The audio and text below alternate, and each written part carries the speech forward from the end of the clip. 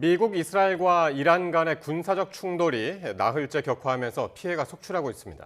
이스라엘과 국경을 맞댄 요르단에도 전운이 감도는 가운데 중동 하늘길이 대폭 차단되면서 항공편 운항도 제한적으로 이뤄지고 있는 상태입니다. 예. 현재 YTN 특파원이 나가 있습니다. 조수연 특파원. 네, 요르단 암만입니다. 예, 요르단 암만. 정확히 지금 조 특파원이 있는 곳이 어디입니까? 네, 저는 지금 이스라엘 국경에서 직선 거리로 30km 정도 떨어진 지점에 와 있는데요.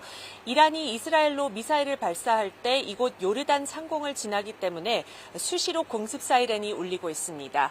또 조금 전에 암만 국제공항을 다녀왔는데요. 공항에서도 공습 사이렌이 들렸습니다. 공습 경보가 내려진 뒤에는 미사일이 공중에서 요격되는 소리도 종종 들렸고요. 이후에 경보가 해제됐다가 다시 울리는 상황이 반복되고 있습니다. 전투기 편대가 굉음을 내며 비행하는 모습도 자주 목격했는데요. 주민들은 이렇게 전투기가 많이 다니는 것은 처음 봤다고 말했습니다. 그리고 지금도 공습 경보가 또다시 한 차례 울리고 있습니다. 네, 저는 지난해 6월 이란과 이스라엘의 12일 전쟁 당시에도 요르단과 이스라엘 국경에 와 있었는데 이번에는 특히 중동 영내 국가들로 사태가 확산한 분위기를 더욱 생생하게 느낄 수 있습니다. 네, 이렇게 공습 경보가 또 실시간으로 들리는 상황이군요. 암만 국제공항에 조금 전 다녀왔다고 했는데 공항 분위기는 어땠습니까? 네, 전쟁의 영향으로 공항에서는 무장한 보안군이 삼엄한 경비를 펼치고 있었습니다. 입국장은 텅 빈 모습이었는데요. 공항 직원은 항공편이 대거 취소되거나 지연되면서 평소보다 훨씬 한산한 상태라고 말했습니다. 요르단 당국은 현지 시간 2일부터 매일 저녁 6시부터 아침 9시까지 영공을 일시적으로 폐쇄했습니다. 이 때문에 항공편 운항이 더 제한적으로 이루어지고 있습니다. 공항에서 만난 헝가리인 관광객은 여행 중 갑자기 전쟁 상황이 돼서 당혹스러웠다며 직항이 없어 튀르키예를 거쳐 유럽으로 향할 예정이라고 설명했습니다. 또 한국에서 출장 왔다가 두바이를 경유하는 귀국편이 취소돼 대체 항공편으로 일정을 변경한 분도 있었는데요. 직접 들어보시죠. 미사일 요격음이라든지 공습 사이렌 소리가 수시로 울리니까 좀 심리적으로 좀 공유도 되는 게 크고요. 그다음에 아무래도 하늘길도 막히다 보니까 한국으로 돌아가는 걱정도 되고 그렇습니다. 예. 자, 미국하고 이스라엘 그리고 이란 간의 공방전이 오늘 나흘째인데요. 오늘도 잦아들지 않았군요. 네, 그렇습니다. 조금 전까지도 실시간으로 미사일 경보가 울려서 이란에서 이스라엘로 미사일이 발사되는 것을 확인할 수 있었는데요. 먼저 이스라엘은 이란과 이란의 대리 세력인 헤즈볼라를 겨냥한 공습을 오늘도 이어갔습니다. 이스라엘군은 테헤란에 있는 이란 국영방송 건물을 폭격했고 레바논 베이루트에 있는 헤즈볼라 지휘소와 또 무기 저장 시설도 타격했습니다. 공중전력을 앞세워 이란의 탄도미사일 시설을 집중 타격해온 미국도 이란 군함 11척을 파괴해 해군 전력을 완전히 약화했다고 밝혔습니다. 이에 맞서 이란은 이스라엘 수도 텔아비브 등 주요 도시에 탄도미사일을 잇따라 발사했습니다. 사우디아라비아 수도 리야드에서는 2대의 드론이 미국 대사관 건물을 공격했습니다. 이란은 사우디, 바레인, 아랍에미리트, 쿠웨이트 등 여러 나라로 공격 대상을 확대했습니다. 특히 미군 시설뿐 아니라 공항, 호텔 같은 민간 시설까지 공격하면서 중동 지역 전체에 긴장이 고조되고 있습니다. 이란은 또 전 세계 원유 교역의 핵심 통로인 호르무즈 해협을 봉쇄하면서 물러서지 않고 있습니다. 이번 충돌로 이란에서는 지금까지 787명이 숨졌다고 이란 관영 매체들이 전했고 이란의 보복 공격으로 이스라엘에서는 11명, 또 미군 6명이 숨졌습니다.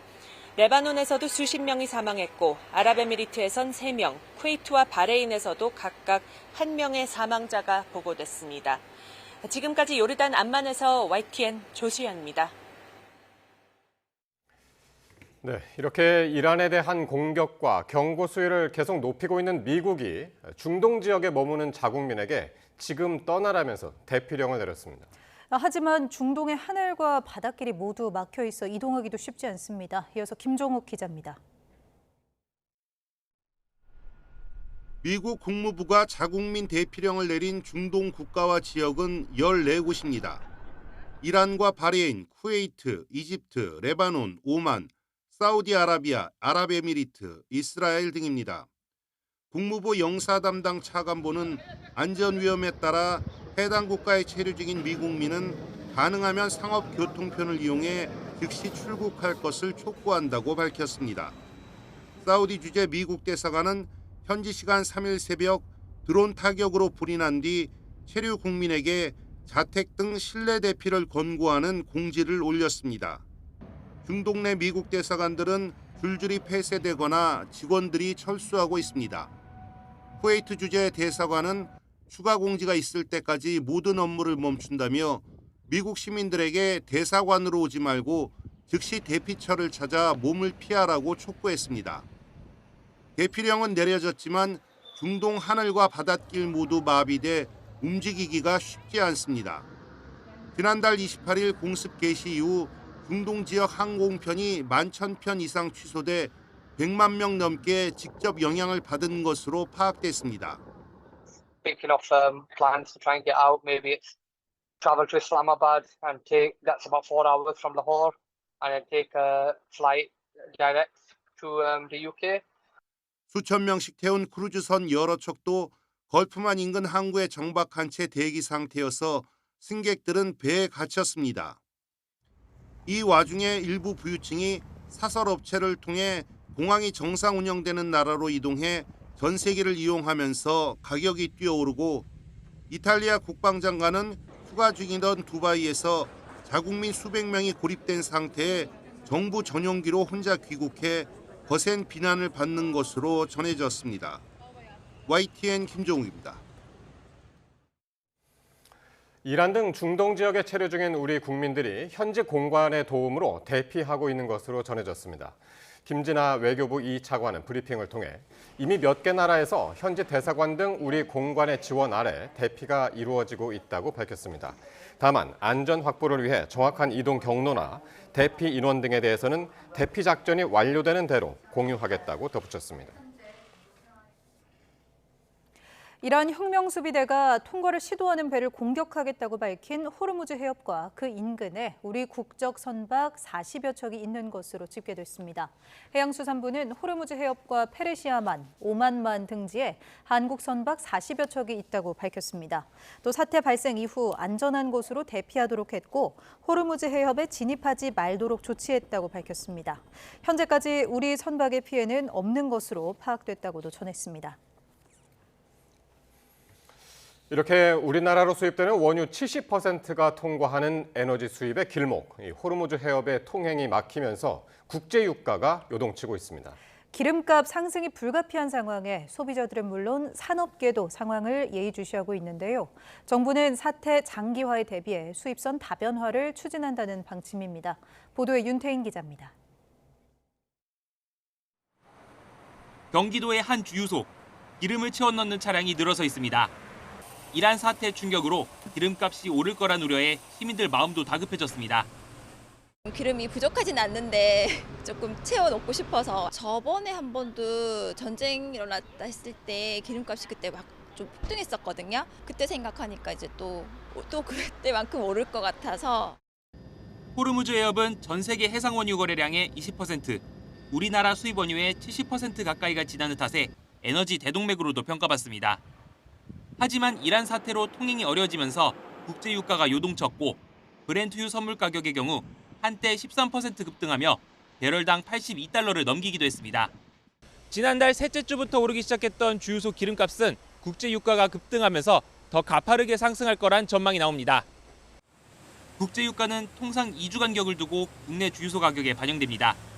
현재 정부가 비축한 물량은 208일분.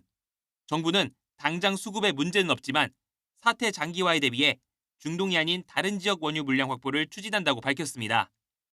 3개월 내에 추가 확보 가능한 물량이 0.35억 배럴이 되어 있습니다. 그래서 전체를 다 합할 때 208일분의 비축이 지난 1월 기준 국내 원유 수입량의 23%가 미주산, 아시아산과 아프리카산은 각각 4%와 2%입니다.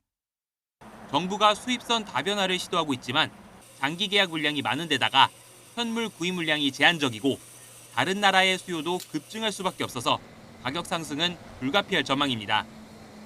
브렌트유 기준 국제유가가 배럴당 82달러 수준을 유지할 경우 올해 GDP 성장률은 0.45%포인트 떨어지고 소비자 물가 상승률은 0.6%포인트 오른다는 분석도 나옵니다.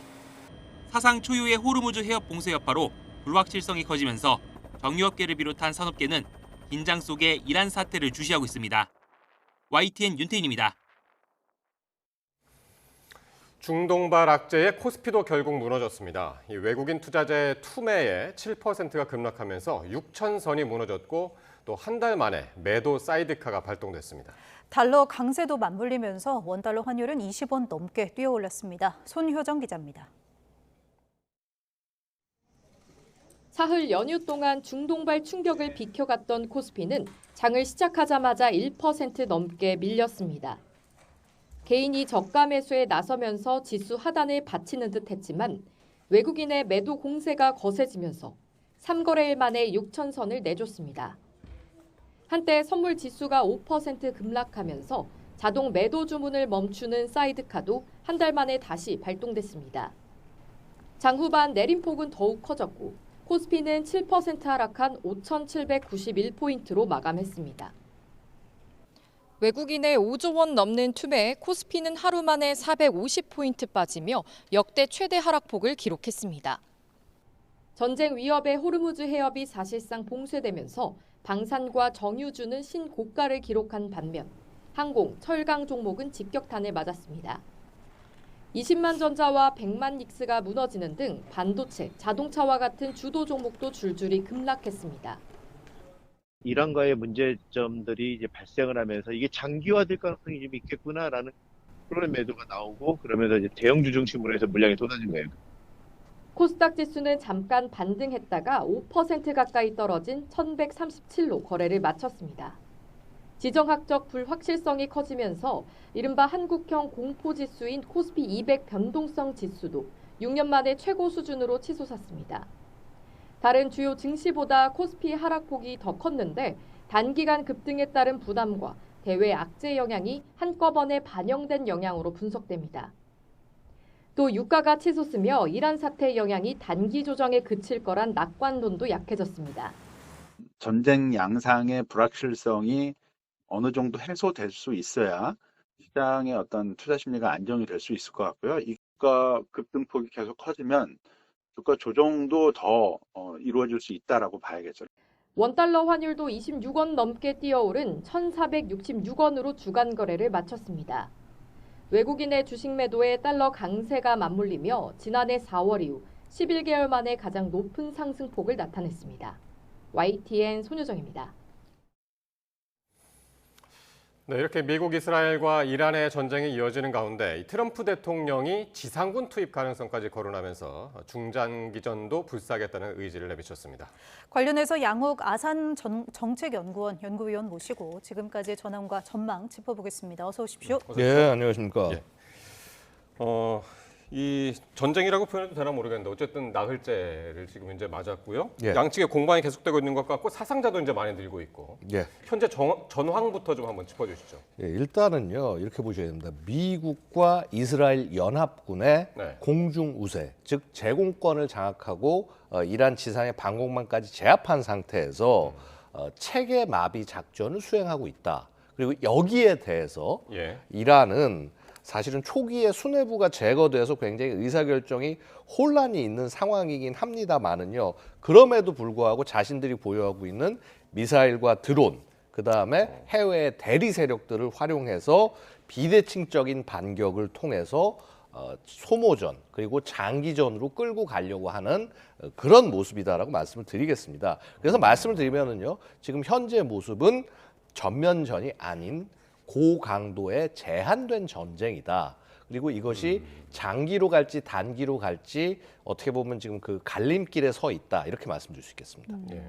갈림길에 서 있다고 하셨는데 이제 이란은 저항의 축이라고 불리는 헤즈볼라나 뭐 후티 반군 같은 대리 세력들이 있는 상황이잖아요. 이들이 더 개입해서 전선이 더 커지고 길어질 가능성은 어떻게 보십니까? 일단은 여기들이 개입은 해야 될 겁니다. 왜냐하면 애초에 이런 그 소위 프락시들, 이 대리 세력들은 이란의 지원에 의해서 존재를 해왔기 때문에 앞으로라도 조금이라도 더 지원을 받고자 한다면은 지금 하다못해 어떤 성이라도 보여야 되는 상황입니다. 근데 문제는요, 이들 대리 세력들, 특히나 하마스, 헤즈볼라는 이스라엘에 의해서 사실 이미 괴멸됐어요. 후티도 굉장히 많이 지금 힘이 빠져 있는 상황이고요.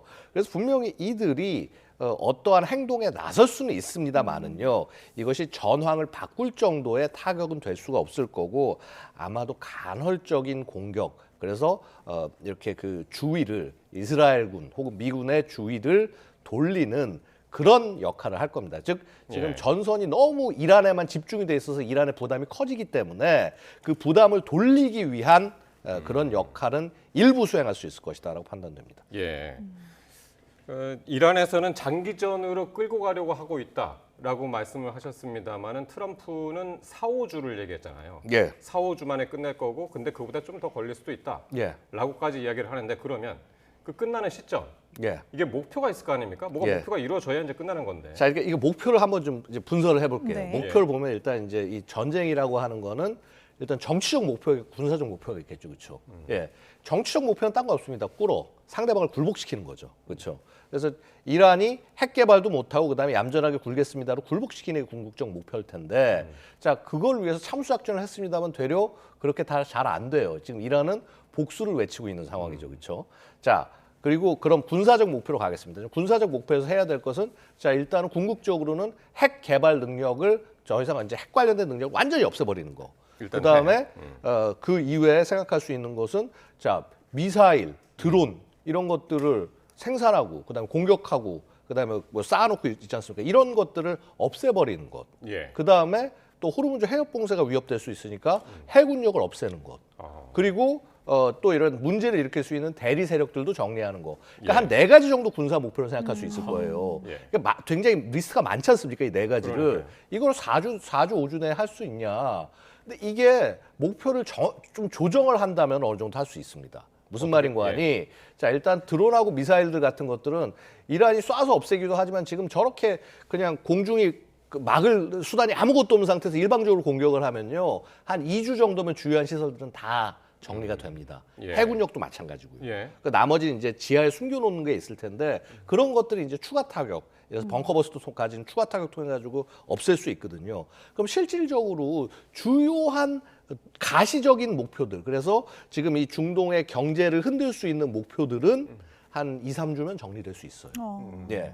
근데 이제 문제는 만약에 핵까지 전부 없앤다. 사실 핵을 완전히 없애는 건 불가능한 게 이란에 있는 핵 과학자들까지 싸그리 제거하지 않으면은 핵 개발 능력이 없어지지는 않습니다. 아니면은 이란이 이제 우리 핵을 포기하겠다고 얘기를 하든지. 그렇죠. 선언을 하든지. 근데 그러려면은 정권이 바뀌거나 지금 여기 지금 신정 정치 체제 안에서 그걸 선언해야 되는데 그럴 가능성은 지극히 낮고요.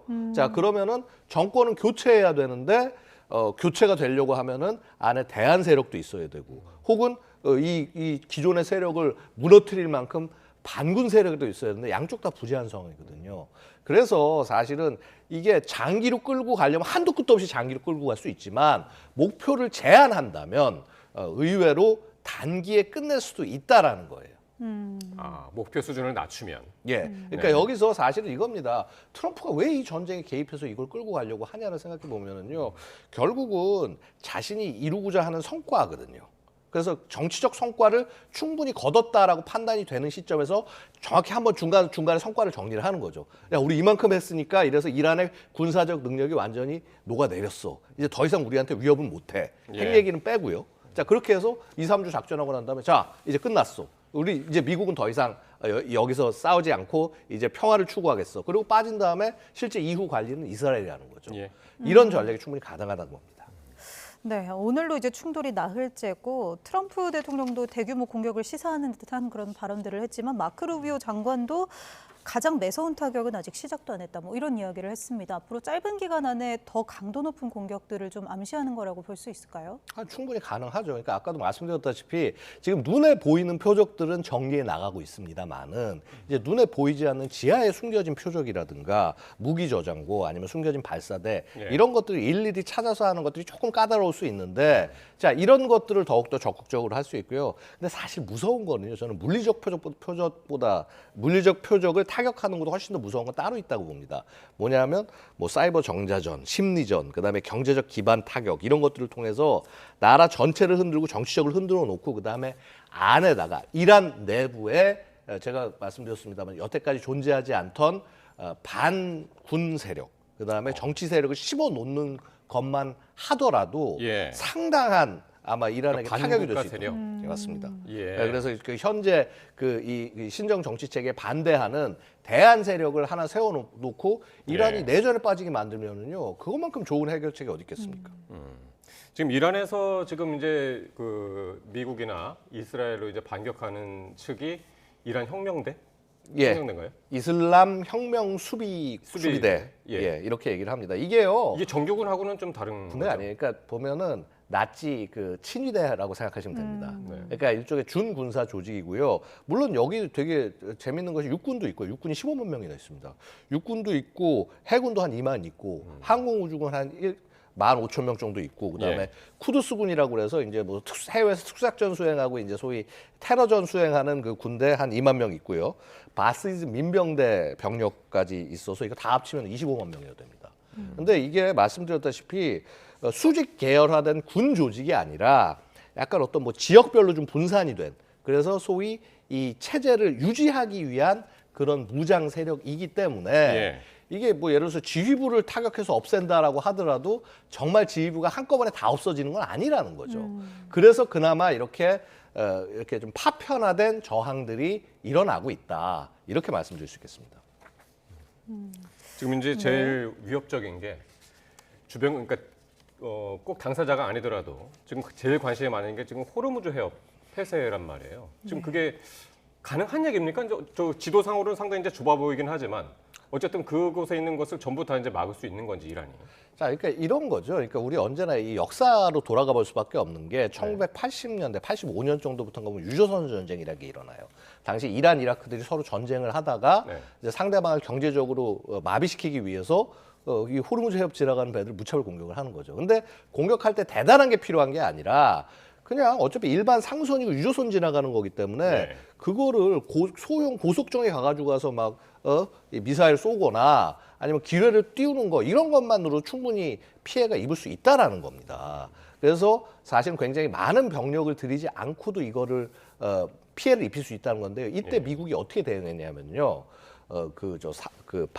바다 한가운데다가 바지선을 띄워가지고 바지선 위에 특수부대와 공격 헬기를 실어놓고 거기서 작전하면서 소탕하고 다녔어요.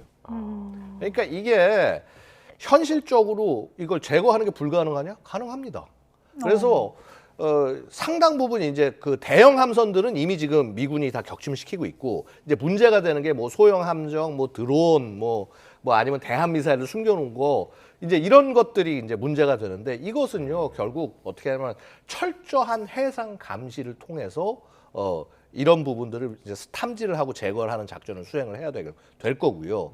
물론 이 과정에서 피해는 있긴 있을 겁니다. 없을 수가 없어요. 이란 군함 11척을 격침했다는 게 이제 요 호르무즈 해협 봉쇄를 통제하기 위한 거군요. 그렇죠. 사실 해군력 자체가 만약에 뭐 이란이 그렇게 큰 해군력은 아니지만 그럼에도 불구하고 이 해군력을 동원해서 만약 호르무즈 해협을 봉쇄했을 경우에는 곧바로 경제적으로 엄청난 타격이란 말이죠. 그래서 이런 것들이 일어나지 않게 하기 위해서 일단 정규군 해군력을 무력화시키고 사실 정규군보다 더 골치 아픈 게 지금 말씀드렸던 혁명 수비대 소속의 해군인데 여기들이 아까 말씀드렸던 이제 소형 선박에 뭐 기뢰에 뭐 드론에 대함 미사일 이런 걸로 이제 소위 게릴라 공격을 가할 수 있는 세력인데 이제 이것을 그 사냥하는 그런 임무로 바뀌어야 될 겁니다.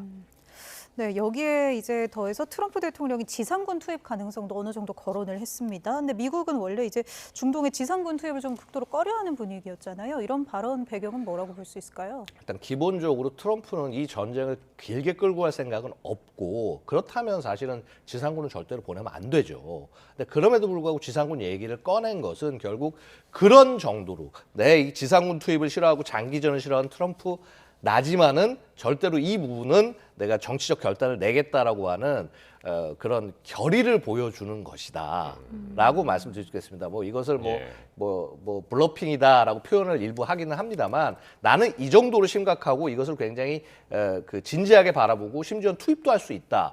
라고 하는 그런 결기를 보여주는 것이라고 볼 수 있고요. 사실은 이미 지상군은 들어가 있습니다. 무슨 말인고 하니 소수의 특수부대들은 이미 들어가서 작전을 다 하고 있거든요. 그래서 뭐 굳이 뭐 나중에 뭐 어떤 문제가 됐을 때 빠져나갈 구멍은 다 있습니다. 네. 예, 알겠습니다. 뭐 예상보다는 아까 이제 쭉 말씀하시는 그 줄기가 뭐 4, 5주가 아니더라도 훨씬 더 이제 그 전에 이제 끝날 수 있다. 그렇게 정리를 할 수 있겠네요. 예, 이것은요 사실은 저는 이렇게 바라봅니다. 그러니까 우리가 많이 우려하는 것과 달리 미국 입장에서 이건 언제든 손을 털고 나올 수 있는 형식의 전쟁의 양상이 된 거예요 지금.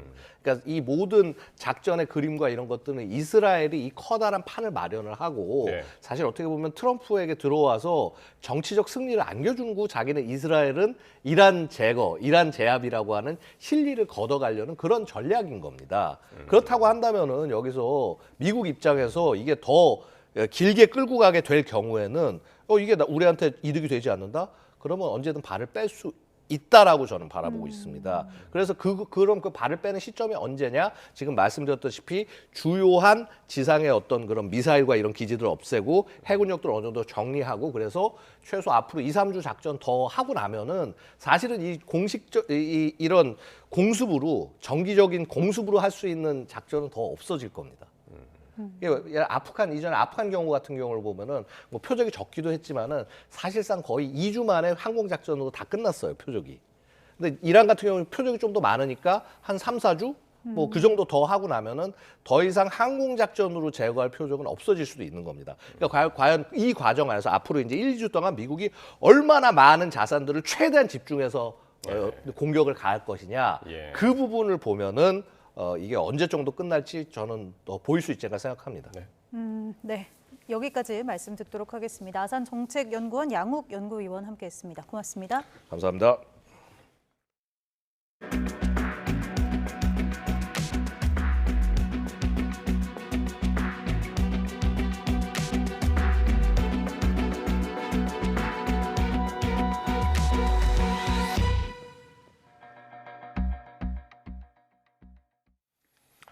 네, 공천원금 1억 원을 주고받은 혐의를 받는 강선우 의원과 또 김경 전 서울시의원의 구속 여부가 이르면 오늘 밤에 결정됩니다. 그동안 양측 주장이 엇갈려온 만큼 법원이 두 사람에 대해서 각각 어떤 판단을 내릴지 관심인데요. 취재기자 연결해서 알아보겠습니다. 이현정 기자. 네, 서울중앙지방법원입니다. 네, 구속심사 결과는 아직 안 나온 거죠? 네, 1억 원 공천원금 의혹을 받는 강선우 의원과 김경 전 서울시의원에 대한 법원의 구속 여부 판단은 아직입니다. 이르면 오늘 밤늦게 결론이 나올 것으로 보이는데 두 사람은 그때까지 서울 마포경찰서 유치장에서 대기하게 됩니다. 강선우 의원은 오늘 구속 전 피의자 신문에 출석하며 짧은 입장을 밝혔습니다. 잠시 들어보겠습니다. 1억 원 전세자금으로 사용하신 거 맞습니까? 이런 일로 국민께 심려를 끼쳤기를 다시 한번 죄송하다는 말씀 올립니다. 법정에서 성실하게 소명드리도록 하겠습니다. 이번 구속심사는 강 의원에 대한 국회 체포동의안 표결 절차를 거치면서 영장 신청 한 달 가까이 지나서 진행됐습니다. 한쪽의 신병 처리 결과가 상대방에게도 영향을 미칠 수 있는 만큼 법원이 양쪽 이야기를 모두 듣고 결론을 내려 한 것으로 풀이됩니다. 예, 강선우 의원, 김경 전 의원 각각 어떤 결과가 나올지 궁금한데 이번 영장 심사의 쟁점은 뭡니까? 네, 두 사람이 1억 원이 오간 경위를 두고 서로 다른 주장을 하고 있어 법원의 양측 진술의 신빙성을 검증하는 데 주력할 것으로 보입니다. 앞서 김경 전 시의원은 당시 강선 의원의 보좌진이 먼저 금품을 요구해 강 의원에게 1억 원을 직접 전달했다고 진술했습니다. 김 전 시의원은 오늘 심사에서도 이런 입장을 유지하며 자수서를 제출한 점이나 수사에 협조해온 점을 고려해달라고 강조한 것으로 파악됐습니다. 반면 강선 의원은 쇼핑백을 받았지만 돈이 들어있는 줄은 몰랐고 알게 된 이후에는 모두 돌려줬다며 팽팽히 맞서고 있습니다. 김 전 시의원이 메신저 앱을 탈퇴한 것이나 강 의원이 압수수색을 앞두고 집을 미리 청소하는 등 증거인멸 의심 정황에 대한 법원 판단도 주목됩니다. 지금까지 서울중앙지방법원에서 YTN 이현정입니다. 경찰이 김병기 의원의 불법 정치자금 수수 의혹 수사에 속도를 내고 있습니다. 차에 타고 있던 김 의원 측근에게 신문지로 돈을 싸서 건넸다는 구체적인 진술이 나오면서 김 의원 추가 소환이 언제 이루어질지 관심입니다. 윤혜리 기자가 보도합니다. 불법 정치자금 수수와 아들 취업 청탁, 배우자의 업무 추진비 사적 유용 등 김병기 의원은 무려 13가지에 달하는 의혹으로 수사를 받고 있습니다. 늦은 시간까지 고생하셨습니다. 모든 13가지 의혹 다 조사 받으셨나요? 모든 의혹 다 부인하시는 겁니까? 이 가운데 의혹 규명에 가장 속도를 내고 있는 건 수천만 원대 정치자금 수수 사건입니다. 앞서 전직 서울 동작구 의원인 전모 씨는 지난 2023년 더불어민주당에 제출한 탄원서를 통해 김 의원 측근인 이지희 동작구 의원에게 돈을 건넸고 수개월 뒤 돌려받았다고 주장했습니다. 최근 경찰 조사에선 돈을 달라는 요청을 받아 동작구청 주차장에서 신문지에 싼 현금 다발 500만 원 두 묶음을 차에 타고 있던 이 구의원에게 전달했다며 구체적인 전달 시점과 방법을 진술한 것으로 확인됐습니다. 또 이보다 앞서 김 의원의 아내가 형편이 어렵다고 말해 자신의 아내가 1,000만 원을 전달했지만 공천 헌금으로는 적다며 돌려줬다고도 주장했습니다. 돈을 받은 대상으로 지목된 김 의원 측근 이 구의원은 현장에서 이를 거절했고 받은 적이 없는 만큼 돌려준 적도 없다는 입장을 밝힌 것으로 파악됐습니다. 지난달 27일 이뤄진 경찰 대질 조사에서도 여전히 양측의 진술은 엇갈렸습니다. 이 밖에도 경찰은 차남의 숭실대 편입 특혜와 아내의 법인카드 사적 유용 등 가족을 둘러싼 의혹에 대해서도 수사에 속도를 내고 있습니다.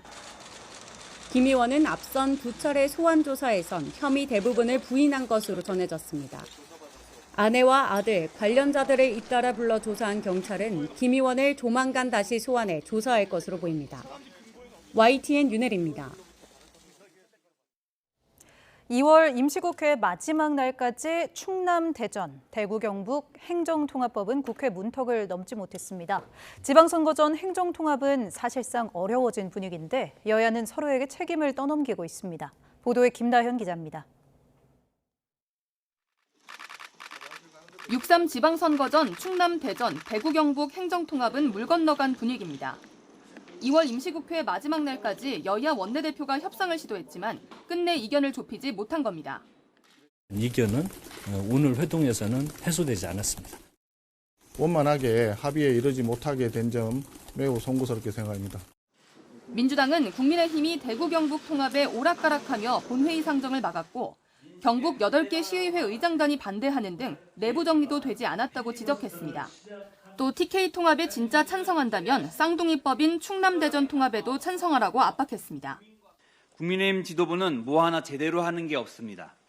행정통합에 대한 지역과 당내 이견도 아직까지 정리하지 못했습니다.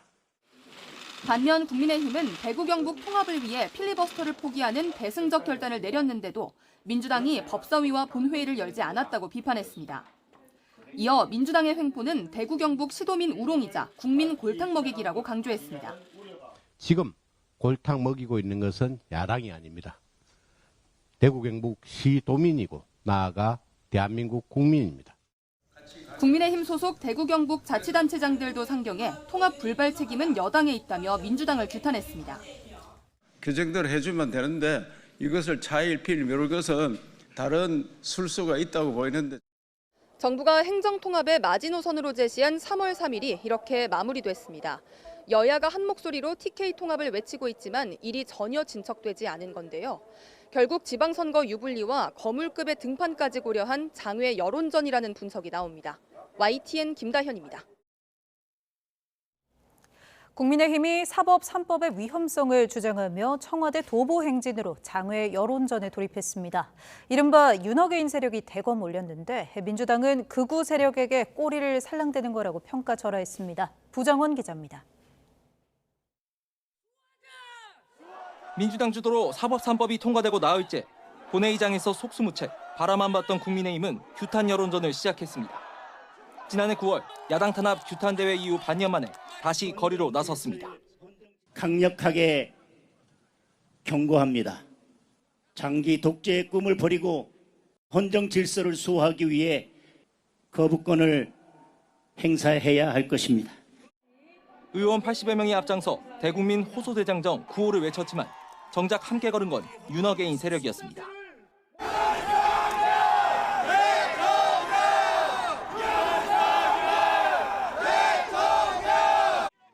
출발과 동시에 당사 압수수색 소식이 전해져 어수선했고 사전에 집회 신고를 못한 탓에 피켓 선전이나 구호 제창도 없이 인도에서만 제한적으로 걸었습니다. 국민의힘은 굳은 날씨 속에 여의도 국회부터 마포대교를 건너 3시간을 행진했고 이재명 대통령이 순방을 떠나 없는 청와대 앞에서 사법 3법 제2요구권 행사를 촉구했습니다. 사법 체계가 무너지는 이 엄중한 순간에 도대체 이재명 대통령은 지금 어디에 가 있습니까? 국민의힘은 앞으로 2주 동안 장외투쟁을 이어간다는 계획입니다. 국회 일정을 전면 보이콧하진 않았지만 상임위 등 진행에 영향이 불가피해졌습니다. 민주당은 국익과 국회를 내팽개치고 극우의 폼으로 달려가는 격이라며 더는 공당으로 불릴 자격도 없다고 맹비난했습니다. 윤 어게인을 외치는 아스팔트 극우 세력에게 우리가 이렇게 열심히 싸우고 있다며 꼬리를 살랑거리는 것, 내부 논란 수습용 이상도 이하도 아닙니다. 또 대미투자 특별법을 비롯해 국회의사 일정에 차질이 있을 땐 모든 수단을 동원하겠다는 경고도 남겼습니다. 절대 다수인 민주당은 상임위원장 재배분 문제를 포함해 국회 운영 전반에서 영향력을 발휘할 테스라 여야 전선은 나날이 격화할 것으로 보입니다. YTN 부장원입니다. 더불어민주당 당권파로 꼽히는 최민희 의원이 친명계 커뮤니티에서 강제 퇴출됐습니다. 국민의힘에서는 한동훈 전 대표의 대구 방문에 동행했다는 이유로 친한계 인사들이 무더기 제소됐습니다. 여야 당내 상황 박희재 기자입니다. 지난 1일 이재명 대통령의 순방 출국길, 문체부 산하 KTV 유튜브 영상에는 배웅 나온 민주당 정청래 대표와의 악수 장면이 없습니다. 진짜 악수를 안 했나 싶어서 제가 다시 봤거든요. 이메이진 팀에 문의해봐야 되겠네. 왜 무삭제를 하고 그 부분 삭제했는지. 방송사 취재진이 포착한 화면에는 둘의 악수 모습이 고스란히 담기면서 정 대표를 겨냥한 의도적 편집이라는 목소리가 나왔고 이에 민주당 최민희 의원이 나섰습니다. 이런 일에 대표실이 나서기 어려울 테니 의원실에서 사실을 확인하고 대책을 세우겠다고 딴지일보 게시판에 쓴 겁니다. 그러자 이 대통령의 팬카페 제명인의 말은 고작 악수 장면이 담기지 않았다고 대통령님 영상 기록 채널을 조사하겠다는 과방위원장 태도는 용납되지 않는다고 강하게 반발했고 찬반 투표까지 벌여 최 의원을 강제 퇴출했습니다. 정청래 대표, 이상윤 최고위원에 이어 세 번째입니다. 강태우 최 의원은 KTV 영상에 대한 팩트체크가 필요한 상황이었다면서 촬영팀 동선 때문에 악수 장면을 놓쳤다는데 인원을 늘리도록 예산을 배정해달라고 밝혔습니다. 또 제명인의 말 강퇴는 이재명 정부 성공 과정의 해프닝이라고 덧붙였습니다. 국민의힘은 또 친한계가 화두입니다. 지난주 한동훈 전 대표가 대구 서문시장을 방문했을 때 동행해 정치적 새몰이를 했다면서 배현진 의원 등 8명에 대해 중징계 요청서가 접수된 겁니다. 원외 당권파 인사들은 제명된 무소속 인사의 선거운동을 돕는 건 해당 행위고 특히 필리버스터와 당사 압수수색이 벌어지던 시간이었다고 꼬집었습니다. 장동혁 대표가 비공개 회의에서 비슷한 취지의 발언으로 힘을 실은 것으로 전해져 당내 호응은 악화일로에 있습니다. 이에 진종호 의원은 반드시 제소하라면서 한 전 대표의 부산 일정에도 함께하겠다고 예고했고 한 전 대표는 대구 방문은 해당 행위가 아닌 장 대표에만 해로운 해장 행위라고 일축했습니다. 해장 행위 아닐까요? 해당 행위? 해장행위 같은데 장동혁 대표 본인에게 불이익이 있을지 모르겠습니다만 3개월 앞으로 다가온 지방선거 공천을 두고 여야는 민심을 겨냥하는 동시에 당내 진영 간에도 선명성 경쟁을 더욱 치열하게 이어갈 것으로 보입니다. YTN 박희재입니다.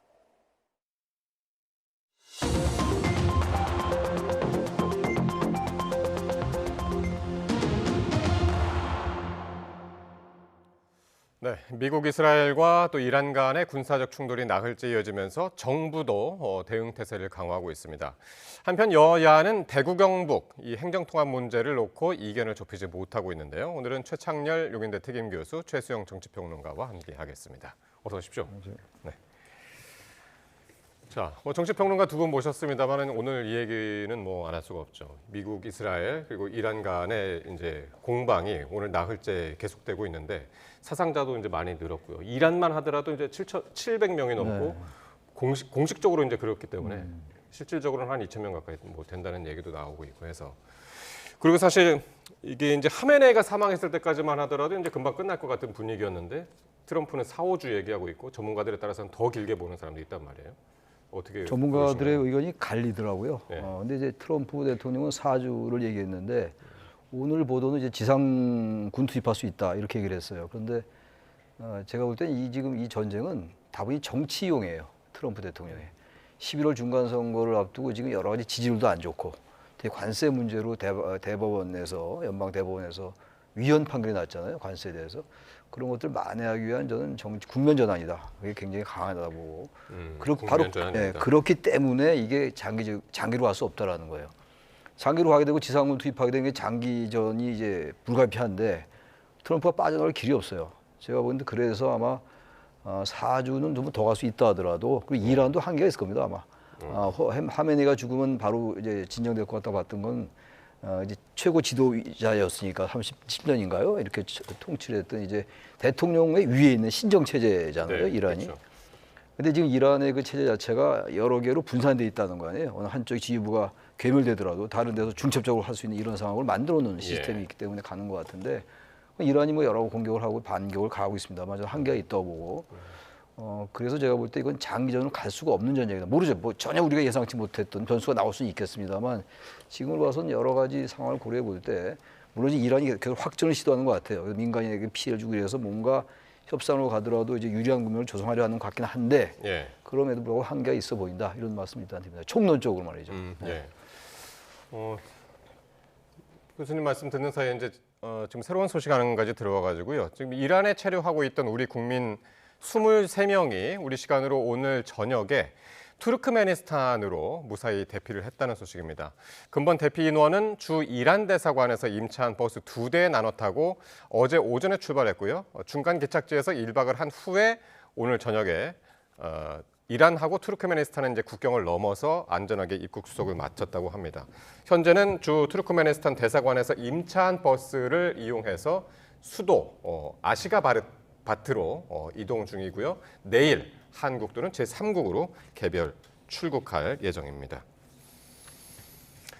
네, 계속 같은 얘기를 해야 되는데 일단 우리 국민들의 안전 이런 게 이제 상당히 중요하고 지금 이제 국경을 넘어서 이제 다른 나라로 이동했다는 소식도 들어왔고요. 제가 박근혜 정부 때 그 순방을 따라서 투르크메니스탄 가봤어요. 가보니까 정말로 이란과 국경선이 접해 있어요. 그러니까 이란 투르크메니스탄에서 가장 가까운 국가가 이란이고 그 산 하나를 두고 그 국경이 있어서 아마 이동해 왔으면 아마 그 투르크메니스탄으로 가는 게 가장 안전했기 때문에 아마 간 것으로 보이는데 어쨌든 지금 우리 이란 국민들 저렇게 빨리 대피시키는 거 정부의 바람직한 지금 조치라고 생각이 되고요. 저는 이걸 보면서 느끼는 게 그 전쟁은 시작하는 것보다 끝내는 게 더 어렵다. 이건 제가 한 말이 아니라 바로 그때 이라크 전쟁을 끝낼 때 당시 미국 대통령이었던 버락 오바마가 했단 말입니다. 그러니까 전쟁은 사실 시작하기는 쉬워요. 근데 어떻게 끝날 것인가. 근데 저는 이 전쟁의 결과는 뻔합니다. 미국이 이깁니다. 그런데 어떤 상황으로 정리가 될지 이른바 열린 결말이기 때문에 그건 알 수가 없어요. 그러니까 미국은 단기전에 지금 승부를 걸고 있는 것 같은데 근데 자꾸 이란이 이제 지금 비축해놓은 드론 같은 경우 미사일은 굉장히 무력화됐지만 드론은 많이 남아있어서 이걸로 이른바 걸프 인정 국가들을 괴롭히면서 미국의 우호적 여론을 차단하겠다. 지금 이런 것 같은데 미국은 그러니까 지금 블러핑을 하는 거예요. 4, 5주 더 간다. 그럼 몇 개월 갈 수 있다. 제가 보기에 트럼프 대통령 특유의 블러핑으로 보이고요. 실제로 뭐 전략 자산들이 얼마나 더 있는지 모르겠으나 트럼프 대통령 입장에서는 4주 안에 끝낸다는 게 목표일 겁니다. 최 교수님 말씀대로 중간 선거도 있고 그렇게 할 수가 없어요. 호르무즈 해협 봉쇄 장기화되면 유가 오르죠, 물가 가죠. 그렇게 되면은 이게 전 세계적인 지금 상황도 그렇고, 그다음에 바로 다음 달에 지금 그 트럼프와 시진핑의 한중 정상회담, 이제 미중 정상회담이 있는데 그러네요. 4월에. 그 전에 끝내야 돼요. 그래야지만 지금 이 관세를 포함한 전체적인 상황에서 트럼프 대통령이 레버리지를 쥐기 때문에 아마 그 전까지는 가지 않는데, 다만 어떤 식으로 끝날 것이냐는 지금 미국 정부가 굉장히 고민해야 될 지점이라고 봅니다. 그러니까 미국은 되도록이면 이 전쟁을 빨리 끝나고 싶어 하겠고, 하지만 이란은 이걸 이제 길게 늘리고 싶어 한다는 말이죠. 이제 그 일환으로 지금 호르무즈 해협을 통제를 했습니다. 통제를 했는데 거기는 우리나라도 마찬가지고 아시아 국가에서 기름을 수입하는 들여오는 그 길목이기도 해가지고 말이죠. 그러니까 아시아 그 호르무즈 해협을 통과하는 게 전 세계 원유의 20%를 했는데 그 중에 상당 부분이 아시아 국가들이에요. 우리는 70%고 그러고. 우리로서는 압도적인 그 양이 거기를 통해서 호르무즈 해협을 통해서 오는 거라서 우리가 가장 치명적이죠. 아니가 아니라 어제 보니까 중국 상하이 지수는 좀 올랐더라고요. 어제 우리 개장 안 했죠. 오늘 처음 개장한 건데 전쟁 터지고 나서. 미국도 좀 강보합인 것 같고, 우린 오늘 굉장히 많이 빠졌잖아요. 코스피가 많이 빠졌어요. 그 이유가 이제 원유 관련이 우리가 더 예민한 거예요. 다른 나라보다. 뭐 지금 주식 얘기하는 건 아니니까. 왜냐하면 지금 많은 분들이 사실은 이 코스피가 굉장히 높아졌잖아요. 지난번에 27일인가 좀 빠지긴 빠졌습니다만 주가와 연동시켜서 생각하는 분이 꽤 많으실 거예요. 아마 국민 여러분들께서. 아무튼 그런데 호르무즈 해협은 참 걱정은 걱정인데, 그러니까 이란이 기뢰를 설치하는 건 한계가 있고, 기뢰 설치 얘기는 안 나와요. 위협을 가하고 있는 거거든요. 위협은 갈 수 있죠. 워낙 호르무즈 해협에 이게 짧으니까. 그러면 해협 중에서 가장 이게 좁은 거리기 때문에 거기서 단 한 방울의 석유도 빠져나가지 못하게 할 것이다. 이제 일부러는 굉장히 크게 위협을 근데 지금 그렇게 하고 하려면 기뢰를 설치해야죠. 근데 그게 안 돼. 그 능력이 안 되고, 저는 군사 전문가는 전혀 아닙니다만 그 봉쇄나 이 폐쇄가 한계가 있을 거예요 아마. 이란도 살궁리를 모색해야 돼요. 물론 하메네이라는 최고 지도자가 죽었기 때문에 과거 전쟁 어느 때보다도 더 이제 피해 보복을 한다고 합니다만 이란도 국가고 국가는 다 합리적 이성이 있어요. 기본적으로 아무리 독재 국가라 하더라도. 그래서 지금 피해 보복을 다짐하고 있습니다만 호르무즈 해협의 봉쇄는 저는 한계가 있다고 본다. 그리고 또 이제 특히 서방의 경우는 이 많이 대체가 됐어요. 베네수엘라 같은 경우가 중국에 이제 석유를 많이 되는데 그것도 미국이 이제 영향 안에 들어왔고, 미국이 원유를 많이 지금 생산합니다. 가장 지금 원유를 많이 생산하는 산유국이 미국이에요. 우리로서는 좀 다르긴 합니다만 우리가 앞으로 이제 다변화긴 해야 되겠습니다만, 그래서 이것도 한계가 있지 않냐, 제한적이다라고 생각합니다. 알겠습니다. 오늘 뭐 미국 이란 이 전쟁 때문에 여러 가지 이슈들이 이제 묻혔는데, 그래도 우리가 이제 얘기를 오늘 꼭 해야 되는 그 정치 이슈들이 오늘도 상당히 이제 많이 있었습니다. 몇 가지만 오늘 짚어보겠는데요. 이 대구 경북 행정통합 문제를 놓고 이제 막판 여야가 협상을 벌였는데 이견을 좁히지 못했습니다. 오늘 2월 임시국회 마지막 날이었는데 오늘까지 이제 통과를 못했단 말이죠.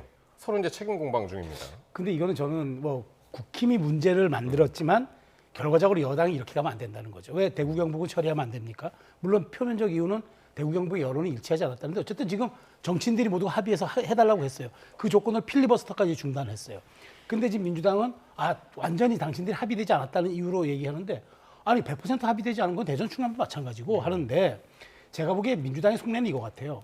대구 경북이 분리돼야만 그나마 대구시장 선거를 민주당이 한번 해볼 만하다 생각하는데 대구 경북을 하나로 뭉쳐지면 이거는 이길 수가 없으니까 그렇게 될 바에야 차라리 지금 분리시켜서 이걸 밀어붙이는 게 민주당의 속내고, 그러다 보니까 민주당은 왜 처음에 이걸 안 올렸어요 라고 얘기를 하는데 그건 표면의 이유고, 이렇게 하면은 국토 종합 발전이라는, 그다음에 지방 균형 발전이라는 국가 대전략에 여당이 선거 전략으로 이렇게 정말 방기하는 건 이건 옳은 행동이 아닌 거죠.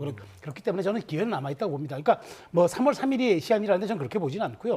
3월 12일인가에 지금 그 대미투자특별법 관세 처리가 있잖아요. 임시회기를 3월 임시국회. 3월 임시국회 원포인트로 열어야 돼요. 그 사이에 통과시키면은 6월 3일 지방선거 일정 맞출 수 있습니다. 그러니까 근데 민주당에서는 그거잖아요. 충남 대전 패키지로 묶어오면 우리가 해주겠다. 근데 그건 강홍식 실장 당선시키기 위해서 하는 얘기잖아요. 그러니까 이걸 정략적으로 의도적으로 접근하는 거는 정말 여당이 여당인 게 포기한 거다 말씀드리고, 지역민이 원하면 해줘야죠. 그게 정치가 할 일이죠. 응답해야 된다고 봅니다. 어쨌든 정부에서는 6월 지방선거 때 이걸 이제 선거로 진행시키기 위해서는 마지노선으로 지정한 날짜가 3월 3일이었는데 오늘이었죠. 오늘 지났고 그 이제 지금 말씀하신 건 3월 임시국회, 3월 12일을 말씀하시는데 그건 어떻게 보세요? 그거 해야 될 거예요. 지금 대구 통합, 뭐 충남, 대전, 광주, 전남 할 거 없이 이 통합이 대세예요. 통합 안 할 수가 없습니다. 그래서 이제 그 통합 정책을 계속 얘기해 왔던 거, 이게 이재명 대통령만 얘기했던 게 아니고 특히 충남, 대전의 경우는 말이죠. 다들 아시겠습니다만 국민의힘이 가장 먼저 제안했던 거예요. 이게 어제 오늘 얘기도 아닙니다. 모든 지역의 통합 문제가 좀 그래서 이게 지금 대구 경북 통합도 그렇고 충남 대전 통합도 그렇고 각자의 정책 셈법이 분명히 있어요. 그러니까 각자가 이제 자신들에게 유리한 것만 얘기하는 거죠. 그렇게 된 바에야 그거 따지지 말고 뭐 대구 통합은 지금 국민의힘이 뭐 당론으로 결정을 안 했다 하더라도 거의 이제 그쪽으로 의견을 모았잖아요. 대전 충남은 아직 그 현직 지사와 도지사와 시장이 지금 반대하고 있는 거예요. 김태흠 지사와 이제 애초에는 찬성했어요. 찬성했었죠. 가장 적극적으로 찬성했던 건데 이것도 정치적 논리가 들어있다고 봐야 되겠죠. 근데 결국은 될 것이다라고 보시는 거예요? 저는 될 거라고 봐요. 세 곳 전부 다. 대구 경북도 될 거예요. 왜냐하면 이거 안 되면 말이죠. 그 비판을 물론 대구 경북은 이제 국민의힘이 유리한 지역인 건 당연한 건데 지금 그렇게 따지면은 민주당이 굳이 얻을 정책 이익이 별로 없다고요. 제가 볼 때는 대구 경북도 그렇고 그리고 국민의힘도 충남 대전을 통합에 동의해야 돼요. 그것도 같은 정치적 이유로 지금 최수영 평론가께서 말씀하신 것처럼 그런 이유로 지금 반대하는 것 같거든요. 같은 논리들이라고요. 여러 가지 이유나 명분은 있습니다만 저는 그래서 충남 대전도 그렇고 대구 경북도 같이 패키지로 통과시켜라. 국민의힘도 동의하고 그게 맞다고 저는 생각하고 그렇게 되지 않을 거라고 전망을 해봅니다. 예. 어쨌든 오늘 2월 임시국회 마지막 날까지는 못됐지만 두 분이 공통적으로 이제 3월 임시국회 내에서 3월 중순쯤에 이제 같이 TK 그리고 대전 충남까지 통과될 것이다. 그렇게 보고 계신 것 같습니다. 자, 그리고 국민의힘 오늘 사법 3법 저지를 내걸고요. 도보 투쟁에 나섰습니다. 국회에서 이제 청와대까지 걸어가는데 9km를. 그런데 구호도 외치지 못했다고 그러는 침묵 행진을 이어갔다고 하는 건 왜 그렇습니까? 그게 이제 사전에 신고를 해야만 구호도 외치고 피켓도 들고 이렇게 해서 집회 신고를 해야 돼요. 근데 그걸 안 했기 때문에 아마 그러니까 제가 법이 어떻게 되는지 모르지만 국민의힘은 정당이 이걸 그냥 하게 되면 그냥 당연히 하는 줄 알았던 모양인데 아마 급하게 결정하느라고 좀 준비가 미비했던 좀 허술한 거죠. 그런데 아마 급조해서 그 전날 했던 것 같아요. 근데 이재명 대통령이 없는 상황에서 청와대를 가서 거부권 행사라고 한 게 큰 설득력이 있었냐. 근데 저는 국민의힘이 이런 생각은 들어요. 정말 필리버스터까지 해가면서 최후의 수단을 다 해보지만 이게 방법이 없잖아요. 근데 제가 보니까 어느 자료를 봤더니 이 사법 3법을 심사하는 기간이요. 평균 5시간이었대요. 그래서 총 16시간이 걸려서 사법 3법이 법사위를 통과해서 본회의를 갔답니다. 이게 말이 됩니까? 우리나라의 사법 근간 흔드는 법을 개당 5시간씩 논의해서 갔다. 그러다 보니까 국민의힘 입장에서는 이걸 좀 전 국민적으로 알리겠다. 대통령 거부권 행사해야 된다고 얘기한 것 같은데 다만 조금 더 치밀하게 해서 그다음에 더 많은 인원으로 더 강하게 얘기했었어야 되는데 이런 조금 말하면 준비라든가 메시지 기법은 조금 아쉬운 생각이 든다. 그런 말씀드립니다. 네. 사실 이게 장외투쟁이라고 하는 게 어떤 뭐 청와대 가서 청와대에 이재명 대통령한테 메시지를 전달하는 것도 중요한데 9km 걸어가는 그 기간까지 그 길에서의 여론전 이게 중요하잖아요, 사실은. 근데 오늘 한마디도 못하고 그냥 침묵행위를 했단 말이에요. 지금 말씀처럼 이제 그런 법적인 문제가 있었던 거죠. 근데 그것보다 중요한 게 거기에 얼마나 많은 사람들이, 많은 시민들이 호응하냐예요. 지금 말씀처럼 그 제법 긴 거리를. 오늘 날씨도 아주 쌀쌀하더라고요, 봄 날씨 치고는. 근데 거기에 많은 사람들이 호응하지 않았거든요. 구호를 지금 뭐 법률적인 문제 때문에 신고 문제 때문에 못 외친 것도 못 외친 겁니다만 그것보다 본질적인 거는 대체로 좀 극단적인 그리고 이제 국민의힘의 아주 좀 강성 지지자들 위주로 가다 보니까 이게 이 사법개혁 3법에 대해서는 찬반이 있어요. 논쟁적이긴 합니다, 분명히. 근데 이런 부분들도 별로 소구력이 떨어지는 거예요. 그 이유가 간단해요. 윤어게인. 그 지금 좀 다른 얘기는 합니다만 부정선거 토론이 있었잖아요. 이준석 대표와 뭐 등등 있었잖아요. 전환길 씨하고 뭐 PD라는 분도 있었고 했는데 그리고 난 다음에 장동욱 대표의 언어가 뭐였어요? 시스템을 고쳐야 되겠다라든지 그건 부정선거를 인정한 듯한 그런 해석이 가능한 발언들이거든요. 그러니까 그런 태도를 고쳐야 돼요. 그렇야지 이런 발언들이 이게 명분도 있고 나름대로 국민들에게 신뢰해주는 건데 그래서 이제 이준석 대표가 부정선거를 주장하면서 어떻게 사법부 지키기를 동시에 얘기하느냐 그런 말이 나오게 만들잖아요. 가장 기본적인 거 제가 뭐 여러 번 말씀드립니다만 윤어게인 부정선거론을 아직도 얘기하고 있고 여전히 계엄이 내란이라고 이미 재판부가 다 얘기했는데 거기 이제 윤석열 전 대통령이 무죄 추정의 원칙을 얘기하고 있고 무기징역이 나왔는데 제가 이 방송에서 얘기했던 기억이 나요. 무죄추행의 원칙은 제발 얘기 안 했으면 좋겠다 했는데 그 얘기를 했잖아요. 그러니까 그런 식의 논리를 갖고 가니까 사법 3법에 대한 반대 논리가 먹히지를 않는 겁니다. 그건 다른 이슈나 다른 아젠다도 다 이렇게 갈 거예요, 아마 국민의힘이. 기본적인 한계를 노출하고 있는데 물론 이거는 나름대로 계산이 있겠죠. 기득권을 유지하기, 당권을 유지하기 위해서는 이렇게 강성 당원들과 같이 가야 된다. 그게 이제 자신들의 계산인 것 같은데 저는 그 계산이 대단히 허망하고 맞지 않는 계산일 거다. 실리적으로 봐도 국민의힘의 입장, 장동혁 대표 등 지도부의 실리적 계산의 관점에서도 맞지 않는 논리일 것이다. 라고 제가 말씀드리는 겁니다. 마지막으로 한동훈 전 대표 얘기를 해봐야 될 것 같은데 이제 지난번 이제 대구를 2박 3일인가요? 네. 2박 3일 동안 이제 갔었는데 그때 친한계 인사 8명이 윤리위에 제소가 됐습니다. 사실 많은 분들이, 많은 평론가들이, 전문가들이 윤리위 제소 못할 거다. 이런 얘기를 했었거든요. 여기 나와서 다들. 근데 이거 지도부가 한 거 아니에요. 이상규 성북을 당협위원장이 개인 자격으로 윤리위에 제소를 한 겁니다. 그러니까 이걸 지도부의 의지로 보면 안 돼요. 그러니까 이 문제는 이상규라는 당협을 위원장이 그냥 개인 자격으로 이 8명에 대해서 해당 행위했다고 윤리에 제소를 한 거예요. 근데 이걸 이제 윤리가 어떻게 판단하느냐의 문제는 봐야 되겠죠. 근데 일각에서는 마치 이제 이런 것들이 지도부의 의중이 담겼기 때문에 실제적으로 윤리 정치를 통해서 정적 제거를 한다. 근데 저도 이렇게 윤리위 정치를 통한 그 말하자면 당의 기강 잡기 이런 거는 저는 동의하지 않아요. 정치가 다원적이고 다양해야 되는데 이런 식으로 그 모든 말들을 획일화 일원화해버리면 정치가 설 자리는 없습니다. 다만 이상규라는 개인 자격으로 당협위원장이 했기 때문에 윤리에선 검토는 하겠지만 저는 이 부분을 지방선거 이제 국면 들어가야 되는데 여기까지 뭐 경고 이상의 다른 것들이 나온다? 저는 이거 굉장히 어려운 일이라고 보고요. 그런 측면에서 이걸 마치 이상규 위원장의 이 부분을 가지고 당의 전체적인 지도부 의사가 이걸 그렇게 몰아간다는 식으로 조금 의도된 것으로 보지 않았으면 좋겠다. 근데 그런 시각으로 볼 수도 있을 것 같은 게 전날 장동혁 대표가 최고위원회에서 이걸 해당 행위라고 생각한다라고 이야기를 해서.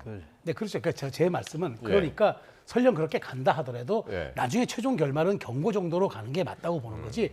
여기 대해서 또 다른 이른바 징계 정치가 또 계속 가속화된다 그러면 이거는 지선을 앞두고 당의 단일화에 별로 도움이 안 될 것이다 라는 말씀드리고 다만 이 8명은 선당 후사에 좀 자세는 필요해 보인다. 저도 그 말씀 드리고 싶습니다. 일단 그 이상규 당협위원장의 행동이 경솔했어요. 그리고 저는 그 지도부의 의중을 의식했다고 생각합니다. 이런 부분들을 그 장동혁 대표 등 지도부가 경고를 좀 해줘야 돼요. 경고라기보다도 그런 거 하지 말라. 설령 제명된 사람을 지지하러 갔다 하더라도 이런 건 좀 자제해야 된다. 이런 말은 안 나오잖아요. 그런 말이 나와야지 지금 그런 오해를 안 받을 텐데 자꾸 그런 오해를 받게끔 돼 있다. 그런 말씀드립니다. 알겠습니다. 오늘 두 말씀 여기까지 듣겠습니다. 지금까지 최창렬 용인대 특임교수 최수영 정치평론가와 함께했습니다. 고맙습니다.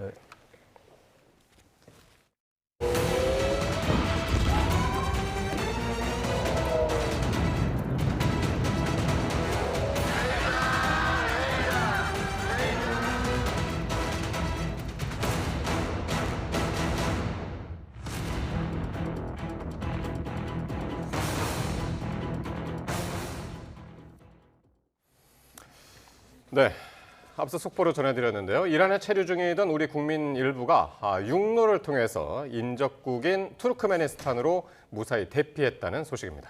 네, 취재기자 연결해서 자세한 소식 알아보겠습니다. 홍성기 기자, 이번에 이란에서 대피한 우리 국민 몇 명이나 되는 겁니까? 네, 외교부가 밝힌 인원은 23명입니다. 외교부는 이란에 머물고 있던 우리 국민 23명이 현지 공관의 도움을 받아 인접국인 투르크메니스탄으로 무사히 대피했다고 밝혔습니다.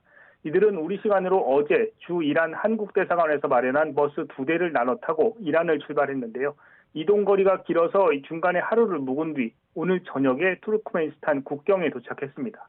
외교부는 이들 모두는 현재 안전하게 입국 수속을 마쳐서 이란을 벗어난 상태라고 설명했습니다.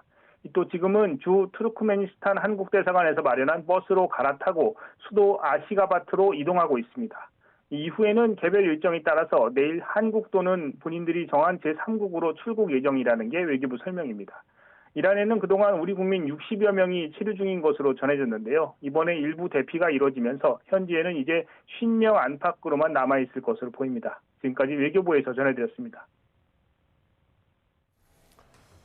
미국 정부는 이란에 대한 더 강력한 공격을 예고하면서도 이란 정권 교체가 작전 목표는 아니라고 수위를 낮췄습니다. 트럼프 행정부의 출구 전략이 불분명한 가운데 미 의회에서는 전쟁 예산을 더 투입할지 논의에 들어갔습니다. 권준기 기자입니다. 미 의회 핵심 지도부인 갱 오브 에이트 브리핑 직후 루비오 국무장관은 이란에 대한 더 강력한 공격이 남아있다고 경고했습니다. The hardest hits are yet to come from the U.S. military. The next phase will be even more punishing on Iran than it is right now. 이번 공습은 이란의 임박한 위협에 대응한 것이어서 의회 승인은 불필요했다고 설명했습니다. 이스라엘의 이란 공격이 예정돼 있었고 따라서 이란의 미국에 대한 보복이 불보듯 뻔했다는 겁니다. 다만 이란 정권 교체가 이번 작전 목표는 아니라고 선을 그었습니다. 미국의 출구 전략이 불분명하다는 비판이 나오는 가운데 이란의 미사일 능력 파괴가 목표라고 눈높이를 낮춘 겁니다. If there's something we can do to help them down the road, we'd obviously be open to it, but that's not the objective. The objective of this mission is the destruction of their ballistic missile capability. 하지만 민주당은 트럼프 행정부가 또 다른 기약 없는 전면전에 발을 들였다고 비판했습니다. Donald Trump has just launched America into a full-scale conflict against one of our most fervent adversaries without a plan, without an endgame. 공화당은 추경 예산 논의를 시작했다며 예상보다 전쟁이 길어질 가능성에도 대비하는 모습입니다. It was brought up in discussion. There are more details to be determined, of course. It depends upon how long the operation goes and what the need is. 존슨 하원의장은 전쟁 승인을 놓고 표결에 들어가자는 야당 요구에 대해선 대통령의 헌법적 권한을 제한할 수 없다며 거부 입장을 분명히 했습니다. YTN 권준기입니다. 임박한 위협을 제거하기 위해서 이란을 타격했다는 트럼프 대통령의 설명과는 달리 미국 정보 당국은 이란의 선제 공격 준비 정황까지는 포착하지 못한 것으로 알려졌습니다. 여기에 공격 목표와 기간 등에 대한 트럼프 행정부의 설명도 며칠 사이 계속 바뀌면서 공습 명분에 대한 논란이 커지고 있습니다. 박영진 기자가 보도합니다. 지난해 6월 이란 핵시설 공격으로 핵 프로그램 완전 파괴를 주장했던 트럼프 대통령. 하지만 국정연설에서 이란이 미국 본토에 도달할 대륙간 탄도미사일을 개발하고 있다고 주장하더니 지난달 28일 이란 공습 이후엔 그 명분으로 이란의 핵 위협을 내세웠습니다. This terrorist regime can never have a nuclear weapon. I'll say it again. They can never have a nuclear weapon. 또 공격 직후 트럼프 행정부는 이란의 선제 공격 징후가 포착돼 공격에 나선 것이라고도 설명했습니다. 하지만 미 정보기관들은 이란이 향후 9년 동안은 미 본토에 도달할 미사일을 보유하지 못할 것으로 보고 있다고 미 ABC 방송이 보도했습니다. 국토안보부 역시 이란이 미 본토에 대규모 물리적 타격을 가할 가능성은 작다고 판단했다고 로이터 통신은 전했습니다. 모두 트럼프 행정부의 공식 설명과는 배치됩니다. 트럼프 대통령은 또 하메네이의 사망을 발표하면서 이란 국민이 나라를 찾을 절호의 기회라며 정권 교체까지 마무리 짓겠다는 의지를 표했습니다. 하지만 정권 교체는 쉽지 않다는 전망 속에 헤그세스 국방장관은 이번 작전은 정권 교체 전쟁이 아니라며 결이 다른 언급을 했습니다.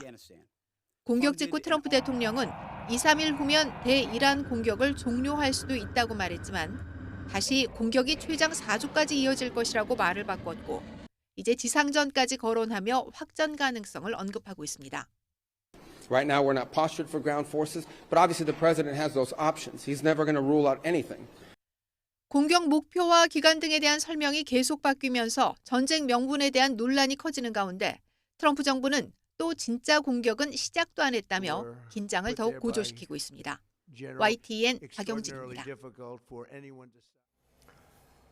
도널드 트럼프 미국 대통령이 전격 이란 공격을 결정한 것은 이스라엘의 압력과 베네수엘라 작전에서 얻은 자신감 등이 복합적으로 작용한 것이라는 분석이 나왔습니다.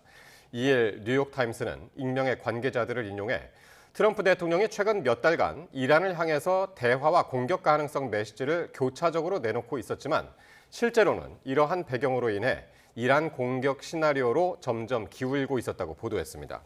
트럼프의 전쟁 결심의 가장 큰 원동력은 베냐민 네타냐후 이스라엘 총리의 끈질긴 설득이었다고 관계자들은 전했습니다. 국제원자력기구 IAEA는 이란 나탄즈 핵시설이 최근 공격받았다고 3일 밝혔습니다. IAEA는 가용한 최신 위성사진을 토대로 이란의 나탄즈 지하 우라늄 농축시설 입구 건물에 최근 어느 정도 피해가 있음을 확인할 수 있었다고 X에 적었습니다. 이어 방사능 영향은 예상되지 않는다며 이미 지난해 6월 분쟁 당시 심각한 타격을 입은 농축시설 자체에는 추가적인 영향이 감지되지 않았다고 덧붙였습니다.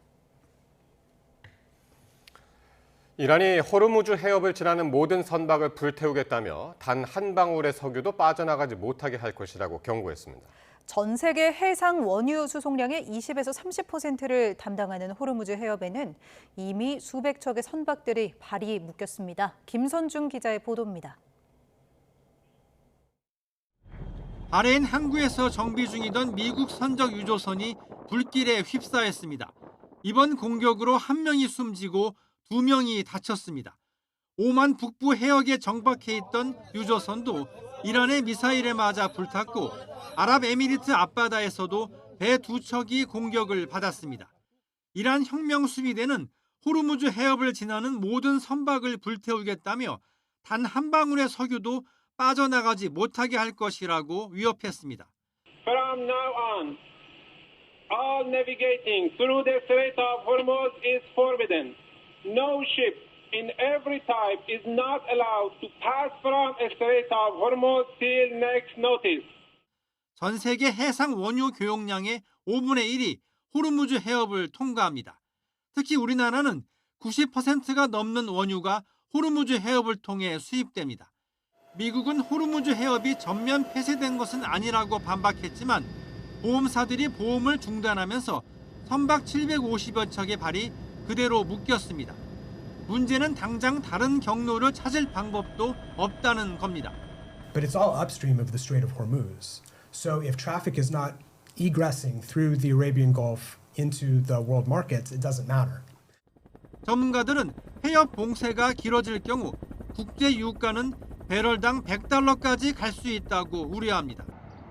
벌써 물가 상승과 경기 침체가 동반되는 이른바 스태그플레이션 우려 목소리가 커지고 있습니다. YTN 김선중입니다. 이렇게 중동 지역 분쟁으로 호르무즈 해협의 긴장감이 고조되자 국내 해운업계가 촉각을 곤두세우고 있습니다. 현재 이 호르무즈 해협 인근에 있는 국내 선박 40여 척은 안전한 곳으로 대피했는데요. 정부와 업계는 봉쇄 장기화에 대비하고 있습니다. 이어서 차유정 기자입니다. 이란과 오만 사이에 자리 잡은 세계 최대 원유 수송로인 호르무즈 해협.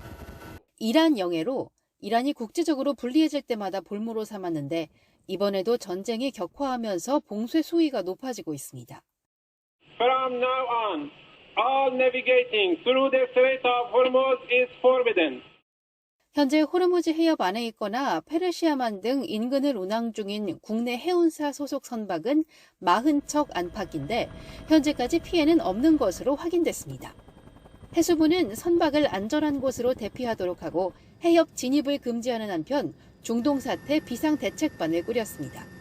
국내 최대 컨테이너 선사인 HMM은 호르무즈 해협을 건너온 컨테이너선 한 척을 두바이 항에 정박시키고 추이를 지켜보며 우회 항로를 이용하는 방안 등을 논의하고 있습니다. 현재 두바이에서 작업이 마친 뒤에 안전을 고려하여서 다음 출항지로 갈지 여부는 판단할 예정이고 다른 다양한 대체 방안을 찾거나 다각도로 검토할 예정입니다. 국내에서 가장 많은 벌크선을 운용하는 페노션도 우회나 운항 중단은 하고 있지 않지만 안전을 최우선으로 두고 상황을 지켜보고 있습니다. 문제는 봉쇄가 장기화의 경우입니다. 유조선이나 벌크선에 주력하는 국내 해운사들은 호르무즈 해협 통과가 필수적인데 항로 우회 시 최대 50에서 80%까지 운임 상승이 불가피하며 여기에다 국제 유가와 전쟁 보험료 등까지 고려하면 비용이 폭증하기 때문입니다. 사태가 길어져 유가 상승과 물류비 가중으로 이어지면 에너지 의존도가 높은 국내 산업 전반에 막대한 타격이 미칠 것으로 우려됩니다. 정부는 당장 이번 사태로 피해를 본 취약기업에 20조 3천억 원 규모의 금융 지원 방안을 발표했습니다. 관계기관의 긴밀히 협업해 국내 금융시장 동향을 24시간 모니터링하고 이상 징후 발생 시에는 100조 원 플러스 알파 시장 안정 프로그램 등 시장 안전 조치를 시행토록 하겠습니다. 또 당분간 매일 비상점검 회의를 열고 결과를 설명할 방침입니다. YTN 차유정입니다. 상황이 이렇게 전개되면서 우리 선박들의 안전과 원유 수급에 대한 불안감이 커지고 있습니다. 청해부대 급파 가능성도 거론되는데 우리 군은 만반의 대비 태세를 유지하고 있다고 밝혔습니다. 보도에 이종원 기자입니다. 지난 2009년 창설된 청해부대의 주된 작전 지역은 소말리아 아덴만 해역입니다. 국제 해상 안전 확보와 선박 보호, 국제 공조 체계 유지 등을 주요 임무로 하고 있습니다. 호르무즈 해협까지는 배로 사나흘 정도면 도착이 가능한데 실제 지난 2021년 청해부대 최영함이 호르무즈 해협으로 출동한 사례도 있습니다. 당시 이란 혁명수비대가 해양 환경 규제 위반을 주장하며 우리 국적의 화학 운반선을 납포했기 때문입니다. یک شناور نفتکش با پرچم کره جنوبی در آبهای خلیج فارس به علت نقض شیوه‌نامه‌های زیست محیطی. 이번엔 미국 공격에 대한 대응으로 이란 혁명수비대는 호르무즈 해협을 지나는 모든 선박을 불태우겠다고 위협했습니다. 수백 척의 선박이 발이 묶인 것으로 전해졌는데 우리나라에 수입되는 원유의 90% 이상은 호르무즈 해협을 통해 들어옵니다. 이 때문에 일각에선 청해부대의 급파 필요성이 언급되고 있습니다. 군은 신중한 입장을 보이면서도 해외 파병 부대의 안전엔 이상이 없다며 국민 안전과 한국 상선 보호를 위한 대비 태세는 유지하고 있다고 강조했습니다. 청해부대는 그 상황 변화에 따른 임무를 지시받을 경우에 관련해서 만반의 대비 태세를 유지하고 있습니다. 이런 가운데 김민석 국무총리는 과도한 불안은 자제하되 관련 동향과 대응 상황을 신속하고 투명하게 공개할 것을 지시했습니다. 국민 여러분께서는 정부의 대응을 믿고 각자의 자리에서 정상적인 일상 활동과 경제 활동을 영위해 주시기 바랍니다. 대응 TF를 구성한 국정원도 호르무즈 해협 봉쇄에 따른 에너지와 물류, 방산, 조선업계 전반의 현장 상황에 대해 일제 점검 중이라고 설명했습니다. YTN 이종원입니다. 중동발 악재에 코스피가 7% 급락하며 6천선이 무너졌고 한 달 만에 매도 사이드카가 발동됐습니다. 달러 강세도 다시 맞물리며 원달러 환율은 20원 넘게 뛰어올랐습니다. 손효정 기자입니다. 사흘 연휴 동안 중동발 충격을 비켜갔던 코스피는 장을 시작하자마자 1% 넘게 밀렸습니다. 개인이 저가 매수에 나서면서 지수 하단을 받치는 듯 했지만 외국인의 매도 공세가 거세지면서 3거래일 만에 6천선을 내줬습니다. 한때 선물 지수가 5% 급락하면서 자동 매도 주문을 멈추는 사이드카도 한 달 만에 다시 발동됐습니다. 장 후반 내림폭은 더욱 커졌고 코스피는 7% 하락한 5,791포인트로 마감했습니다. 외국인의 5조 원 넘는 투매에 코스피는 하루 만에 450포인트 빠지며 역대 최대 하락폭을 기록했습니다. 전쟁 위협에 호르무즈 해협이 사실상 봉쇄되면서 방산과 정유주는 신고가를 기록한 반면 항공, 철강 종목은 직격탄을 맞았습니다. 20만 전자와 100만 닉스가 무너지는 등 반도체, 자동차와 같은 주도 종목도 줄줄이 급락했습니다. 이란과의 문제점들이 이제 발생을 하면서 이게 장기화될 가능성이 좀 있겠구나라는 그런 매도가 나오고 그러면서 이제 대형주 중심으로 해서 물량이 쏟아진 거예요. 코스닥 지수는 잠깐 반등했다가 5% 가까이 떨어진 1137로 거래를 마쳤습니다. 지정학적 불확실성이 커지면서 이른바 한국형 공포지수인 코스피 200 변동성 지수도 6년 만에 최고 수준으로 치솟았습니다. 다른 주요 증시보다 코스피 하락폭이 더 컸는데 단기간 급등에 따른 부담과 대외 악재 영향이 한꺼번에 반영된 영향으로 분석됩니다. 또 유가가 치솟으며 이란 사태 영향이 단기 조정에 그칠 거란 낙관론도 약해졌습니다.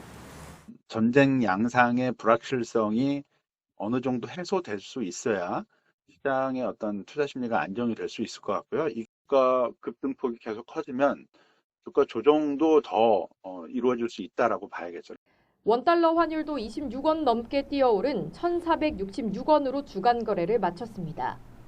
외국인의 주식 매도에 달러 강세가 맞물리며 지난해 4월 이후 11개월 만에 가장 높은 상승폭을 나타냈습니다. YTN 손효정입니다. 중동 분쟁으로 공역 제한이 이어지자 항공업계 인천 두바이 노선 운항의 결항이 연장되고 있습니다. 대한항공은 두바이 편 항공기 결항을 오는 8일까지로 연장한다고 공지했습니다. 대한항공은 국내 항공사 가운데 유일하게 인천 두바이 노선을 주 7회 왕복 운항해 왔는데 결항 연장 조치에 따라 현지 시각으로 오는 8일 저녁 9시 두바이에서 출발하는 항공편까지 결항됩니다. 중국은 미국과 이스라엘의 이란 공습을 국제법 위반이라고 맹비난했습니다. 그런데 타이완 무력 통일에 대해서는 중국의 내정이라 다른 문제라며 이중잣대를 드러냈습니다. 베이징 강정규 특파원입니다. 교전 나흘째 중국은 중동 정세 악화 책임을 핵 협상 중에 이란을 재차 공격한 미국에 돌렸습니다. 국제사회에서 무력 사용과 위협을 단호히 반대한다며 즉시 휴전을 재차 촉구했습니다. 그런데 미국이 중동에 치중하는 사이 중국이 타이완을 넘볼 수 있다는 지적엔 이렇게 대답합니다. 台湾是中国领土不可分割的一部分，台湾问题是中国内政，如何解决台湾问题是中国人自己的事情。 타이완 문제는 중국의 내정이기 때문에 국제사회 무력 사용과는 다르다는 뜻으로 들립니다. 민간인을 포함한 무차별 공격과 전선 확대에 대해선 이란도 에둘러 비난했습니다. 이란이 이슬람 소수 종파인 시아파인 만큼 주류인 순위파 산유국들의 눈치를 살피는 겁니다. 武装冲突中保护平民的红线不能突破，无差别使用武力的行为不可接受。 반면 타이완은 그동안 이란 정권의 강경 진압에 희생된 민간인 시위대 인권부터 언급했습니다. 전쟁 격화에 책임을 두곤 다른 걸프 국가로 확전시키고 있는 이란의 화살을 돌렸습니다. 希望伊朗人民也能早日享有自由、民主与人权。外交部并谴责伊朗在近期所采取的无差别军事攻击。 중동 전쟁이란 같은 사안을 두고 중국과 타이완은 정반대 입장을 내놨습니다. 하나의 중국이란 말이 무색한 두 개의 반응입니다. 베이징에서 YTN 강정규입니다. 미국의 이란 공격 와중에 트럼프 대통령의 부인인 멜라니아 여사가 유엔 안보리 회의를 주재했습니다. 유엔의 이란 대표는 이란 초등학교를 공습한 미국이 안보리에서 아동 인권을 운운하는 건 위선적이라고 비판했습니다. 황윤태 기자입니다. The 10,113 meeting of the Security Council is called to order. 유엔 안보리 3월 순회 의장국을 맡은 미국을 대표해 멜라니아 여사가 의사봉을 잡았습니다. 국가 지도자의 배우자가 안보리 공식 회의를 주재한 건 이번이 처음입니다. 회의 주제는 분쟁 속의 아동 인권 문제였습니다. The U.S. stands with all of the children throughout the world. I hope soon peace will be yours. 유엔 사무처는 200명 넘는 어린이 사상자가 나온 미군의 이란 초등학교 공습을 조사 중이라고 밝혔지만 회의에서 구체적인 안건으로 다뤄지진 않았습니다. 다만 러시아 대사는 전쟁 중인 러시아도 학교는 공격하지 않는다며 미국을 우회적으로 비판했습니다. Россия не наносит целенаправленных ударов по образовательным учреждениям. 회의 시작 전 주 유엔 이란 대사는 초등학교를 폭격한 미국이 아동 보호를 주제로 안보리를 소집한 건 위선적이라며 애초에 미국이 공격 명분으로 내세운 임박한 위협 따윈 없었다고 주장했습니다. These acts constitute aggression. They constitute war crimes. They constitute crimes against humanity. 루비오 국무장관은 이란 초등학교를 의도적으로 표적 삼지 않았다고 설명했고 미군 중부사령부는 사안을 조사 중이라고 밝혔습니다. 미국 내에서 이란과의 장기전 돌입에 대한 우려의 목소리가 커지고 있는 가운데 뉴욕, 시카고 등 대도시를 중심으로 산발적인 반전 시위가 불붙기 시작했습니다. YTN 황윤트입니다.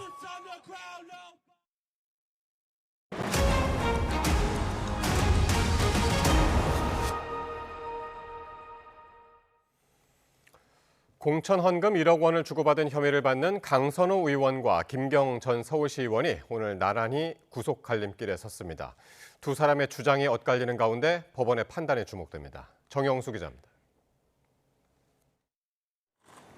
1억 공천 헌금 의혹이 제기된 지 2달여 만에 강선호 의원이 구속영장 실질 심사를 받기 위해 법원에 출석했습니다. 강 의원은 다시 한번 고개를 숙이면서도 1억 원을 전세 자금으로 사용했는지, 공천 대가로 돈을 받은 것이 맞는지 등 취재진의 질문에는 답하지 않았습니다. 1억 원 전세 자금으로 사용하신 거 맞습니까? 이런 일로 국민께 심려를 끼쳐드려 다시 한번 죄송하다는 말씀 올립니다. 법정에서 성실하게 소명드리도록 하겠습니다. 이에 앞서 강 의원에게 1억 원을 건넨 혐의를 받는 김경 전 서울시의원에 대해서도 구속 전 피의자 신문이 열렸습니다. 자수서도 제출하셨었는데 오늘 어떤 점 위주로 소명하셨을까요?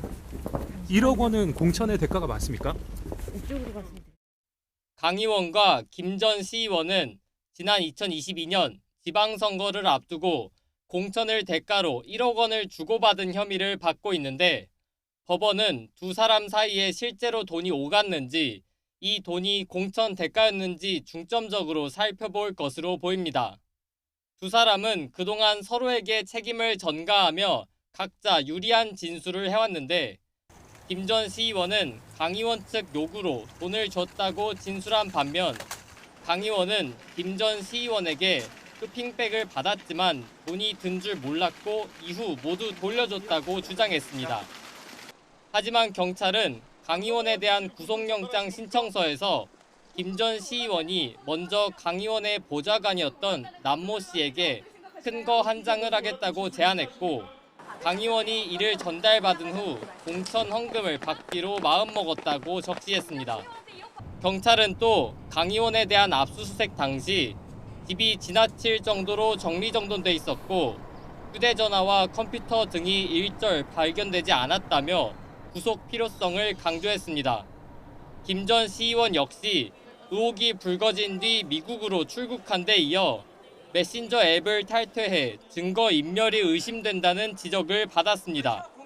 다만 강 의원은 현역 국회의원 신분으로 도주 우려가 없다고 주장하고 김 전 시의원은 자수서를 제출하고 수사에 협조해왔다는 입장이라 법원이 어떤 결론을 내릴지 주목됩니다. YTN 정영수입니다. 오늘 영장심사를 받은 김경 전 서울시의원은 강선호 의원에게 쪼개기 후원을 했다는 의혹도 받고 있습니다. 또 지난 2023년 구청장 보궐선거를 앞두고 정치권 금품 로비를 시도한 정황도 확인됐습니다. 김희영 기자가 보도합니다. 김경 전 서울시의원은 지난 2022년 지방선거 뒤 강선호 의원에게 여러 사람 명의로 쪼개기 후원을 했다는 의혹을 받고 있습니다. 공천헌금 1억 원을 강 의원에게 돌려받은 뒤인 지난 2023년 강서구청장 보궐선거 전후입니다. 김 전 시의원은 강 의원 측이 후원금 형태를 요구했다고 주장하지만 강 의원은 돈을 요구한 적도 없고 전액 돌려줬다고 맞섭니다. 김 전 시의원이 구청장 보궐선거에서 추가 공천헌금을 뿌렸다는 의혹도 제기됐습니다. 경찰이 확보한 시의회에 이른바 황금 PC 속 120여 개 통화 녹취가 결정적인 단서가 됐습니다. 김 전 시의원이 당시 후보자 검증위원회 소속이던 민주당 의원에게 도와달라고 하기 위해 양모 전 서울시의원에게 돈을 건넸다는 취지로 말하는 음성이 고스란히 담긴 겁니다. 경찰은 이와 함께 김 전 시의원이 상임위를 옮길 때마다 가족회사가 서울시 등에서 각종 계약을 따낸 것도 수상하게 보고 집중 수사 중입니다. 시의회 PC에서는 가족회사들의 세금 서류도 발견됐는데 이 회사의 실제 주인이 김 전 시의원 아니냐는 의문도 여전히 해소되지 않았습니다. YTN 김희영입니다. 법원이 윤석열 전 대통령의 체포 방해 사건 항소심 재판 중계를 허가했습니다. 내일 열리는 첫 공판을 비롯해 모든 공판 기일 과정이 영상으로 기록됩니다. 임예진 기자가 보도합니다. 윤석열 전 대통령의 고위공직자 범죄수사처 체포방해 사건 항소심이 1심 선고 한 달 반 만에 본격적으로 시작됩니다. 서울고등법원 내란전담 재판부가 심리를 맡은 첫 사건인데 재판부는 특검이 신청한 재판 중계를 허가했습니다. 이에 따라 1심에 이어 항소심도 첫 공판을 비롯한 모든 공판 기일의 처음부터 끝까지 전 과정이 영상으로 녹화돼 일반에 공개됩니다. 다만 재판부는 국가 안전보장과 안녕 질서를 방해하거나 선량한 풍속을 해할 염려가 있을 경우 중계를 중단하거나 제한할 수 있도록 한계를 설정했습니다. 앞서 1심 재판부는 공수처의 체포영장 집행 방해 등 윤 전 대통령의 혐의 대부분을 유죄로 보고 징역 5년을 선고했습니다. 주문, 피고인을 징역 5년에 처한다. 계엄 선포 당시 국무회의 외관을 갖추려 일부 국무위원만 소집하고 허위 계엄 선포문을 만든 뒤 폐기한 혐의도 유죄로 인정됐는데 다만 헌정질서 파괴 뜻은 없었다며 외신에 허위 공보를 한 혐의는 무죄로 판단됐습니다. 특검팀과 윤 전 대통령 측 모두 1심 판결에 불복해 항소했는데 2심에서도 양측의 치열한 공방이 예상됩니다. 윤 전 대통령 측은 공수처 수사가 위법하므로 대통령 관저 진입 저지는 정당한 권리 행사라는 입장을 내세우고 있고 징역 10년을 구형했던 특검은 무죄가 선고된 부분에 법리 오해가 있다고 주장하고 있습니다. 이런 가운데 특검은 이튿날 열리는 한덕수 전 국무총리의 내란 중요 임무 혐의 항소심에 대해서도 재판 중계를 신청했습니다. 1심 재판부는 이례적으로 특검 구형보다도 높은 징역 23년을 선고했는데 2심에서도 형량이 유지될지 관심입니다. YTN 임혜진입니다. 여권의 주도로 이른바 사법개혁 3법이 모두 통과된 가운데 조희대 대법원장이 다시 한번 반대 입장을 표명했습니다. 객관적 지표가 우수한데도 우리 제도를 근거 없이 폄훼하거나 개별 재판을 악마화해선 안 된다고 밝혔는데 노태학 대법관이 후임 없이 퇴임하며 대법관 공백도 현실화했습니다. 유서현 기자입니다. 지난 주말 여권의 사법개혁 3법에 대한 국회 입법 절차가 마무리된 가운데 사법부의 수장인 조희대 대법원장이 다시 한번 공개적으로 우려를 표명했습니다. 조 대법원장은 법안 통과 뒤 첫 출근길 기자들과 만나 우선 국회의 입법 활동을 전적으로 존중한다고 말했습니다. 다만 세상에 완벽한 제도는 없다며 갑작스러운 대변혁이었던 만큼 혹시 국민에게 해가 되는 내용은 없는지 마지막까지 심사숙고해주길 간곡히 부탁한다고 호소했습니다. 앞서 여권은 사법개혁의 이유가 사법부에 대한 국민의 낮은 신뢰도 때문이라는 주장을 펴왔는데 조 대법원장은 이에 대해서도 반박했습니다. 세계 각국의 사법부 평가, 법치주의 질서 조사 결과 등 객관적 지표를 보면 우수한 평가를 받아왔다며 우리 제도를 근거 없이 폄훼하거나 개별 재판을 악마화하는 것 등에 대해서는 바람직하지 않다는 뜻을 내비쳤습니다. 여권과 사법부가 충돌을 이어가는 가운데 노태학 대법관은 결국 후임 없이 물러났습니다. 노 대법관은 퇴임식에서 정치의 사법화는 사법 불신으로 이어질 가능성이 많다며 사법권의 독립과 국민의 신뢰가 사법부의 디딤돌이라고 강조했습니다. 출마했던 우리가 현실이 되는 상황을 마주하며 마음이 무겁습니다. 그러나 사법부가 국민의 신뢰를 다시 회복하고 존경을 받을 때까지 노력해 주십시오. 4명의 대법관 후보자가 추천된 이후 40일 넘게 임명을 하지 않고 있는 조 대법원장은 청와대와 계속 협의하고 있다는 입장입니다. 물밑 협상이 길어지는 것으로 보이는데 법원 노조는 대법원의 안일한 현실 인식과 극도의 무능력에 개탄과 실소를 보낸다며 통과된 3법의 부작용을 최소화할 대책을 마련할 것을 촉구했습니다. YTN 유서연입니다. 국회 본회의를 통과한 재판소원법과 관련해 헌법재판소가 회의를 소집해 제도 도입을 위한 후속 절차를 논의했습니다.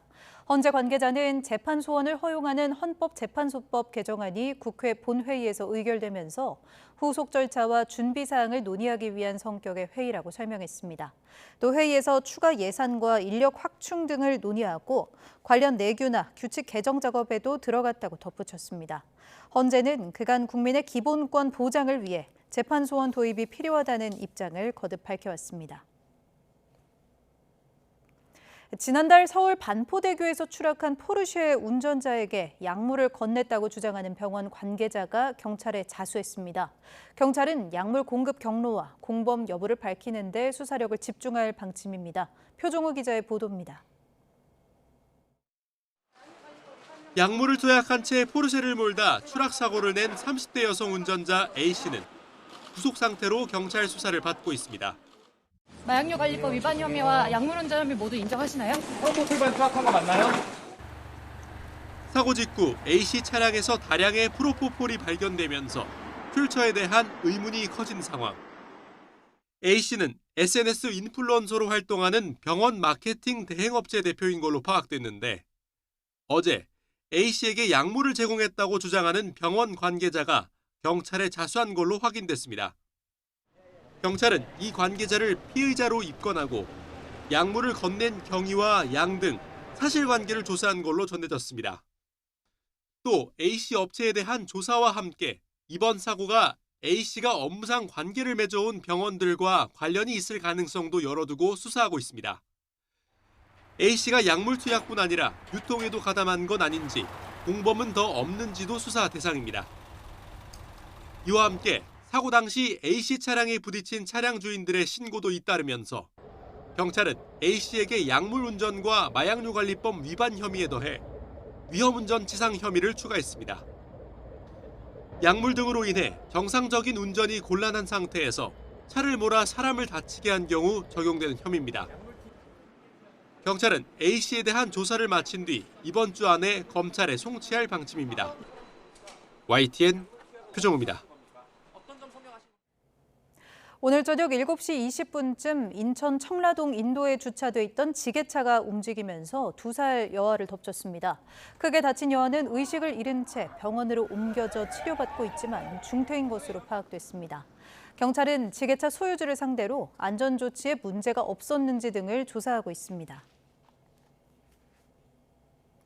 필리핀을 국빈 방문한 이재명 대통령이 올해로 수교 77주년을 맞은 필리핀의 마르코스 주니어 대통령과 정상회담을 열었습니다. 전통적 우방 관계를 넘어 방산과 원전 등 신성장 분야에서도 협력을 확대하기로 했습니다. 정인용 기자입니다. 이재명 대통령이 필리핀 국빈 방문 첫 일정으로 필리핀 독립영웅 호세 리잘 기념비를 찾았습니다. 헌화를 마친 뒤 우호와 환영의 상징인 도시의 열쇠를 선물 받았습니다. 바로 이어 진행된 공식 환영식에선 최고 수준의 예를 갖춘 환대 행사가 펼쳐졌습니다.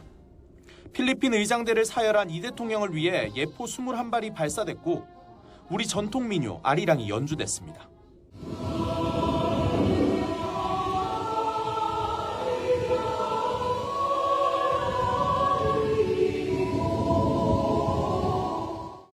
양국 정상은 수교 77주년을 맞은 날 연 회담에서 미래지향적 관계 발전의 뜻을 모았습니다.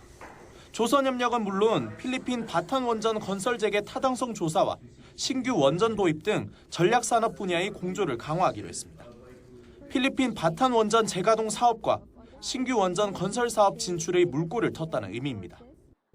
필리핀 바탄 원전 재개 타당성 조사 결과 및 신규 원전 사업 도입 협력 MOU를 기초로 양국은 최적의 원전 협력 파트너로 자리매김하게 될 것입니다. 우리 방산기업이 필리핀군 현대화 사업에 적극 참여하는 걸 뒷받침할 방산 물자 조달 약정도 체결됐습니다. 이 대통령은 아시아에서 가장 먼저 한국전에 파병한 필리핀과 보훈 협력을 확대하고 문화 예술 인적 교류도 늘리기로 했습니다. And Filipinos also have embraced very much Korean culture, starting with K-pop, K-drama, and of course our shared values. 두 정상은 이란 사태를 두고 중동의 안정과 평화가 조속히 회복되길 기원했습니다. 이 대통령은 필리핀 방문 이틀째인 내일은 마닐라 영웅묘진에 한국전 참전 기념비에 헌화한 뒤 참전 용사와 후손들을 만나고 오후에 양국 경제인들의 협력을 도모하는 일정을 소화할 예정입니다. 마닐라에서 YTN 정인용입니다. 봉준호 감독과 피겨 여왕 김연아가 모범 납세자로 선정돼 정부 표창을 받았습니다. 재정경제부와 국세청은 60회 납세자의 날을 맞아 서울 코엑스에서 기념식을 열고 모범 납세와 세정 협조에 기여한 569명에게 포상을 수여했습니다. 이 가운데 봉준호 감독도 제작사 오프스크린 대표이사 자격으로 국무총리 표창을 받았고 김연아 씨와 방송인 김성주 씨 등이 부총리 겸 재정경제부 장관 표창을 받았지만 기념식에 참석하지는 않았습니다.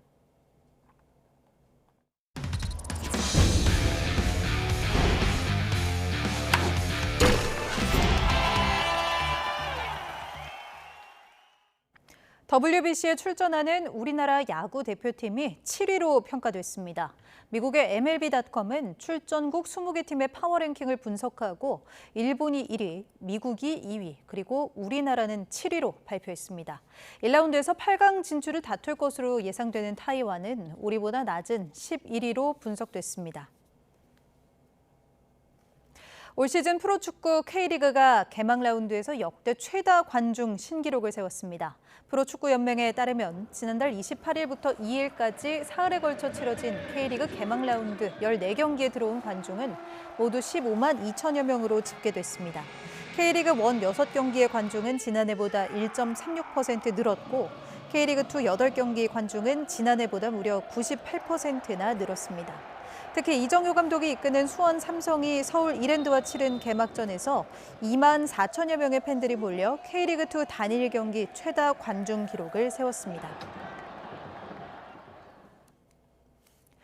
미국과 이스라엘의 공격에 대한 이란의 반격으로 중동 전역으로 전선이 확대된 가운데 중동 지역에서 전지훈련 중인 우리 골프 선수들의 발이 묶인 것으로 확인됐습니다.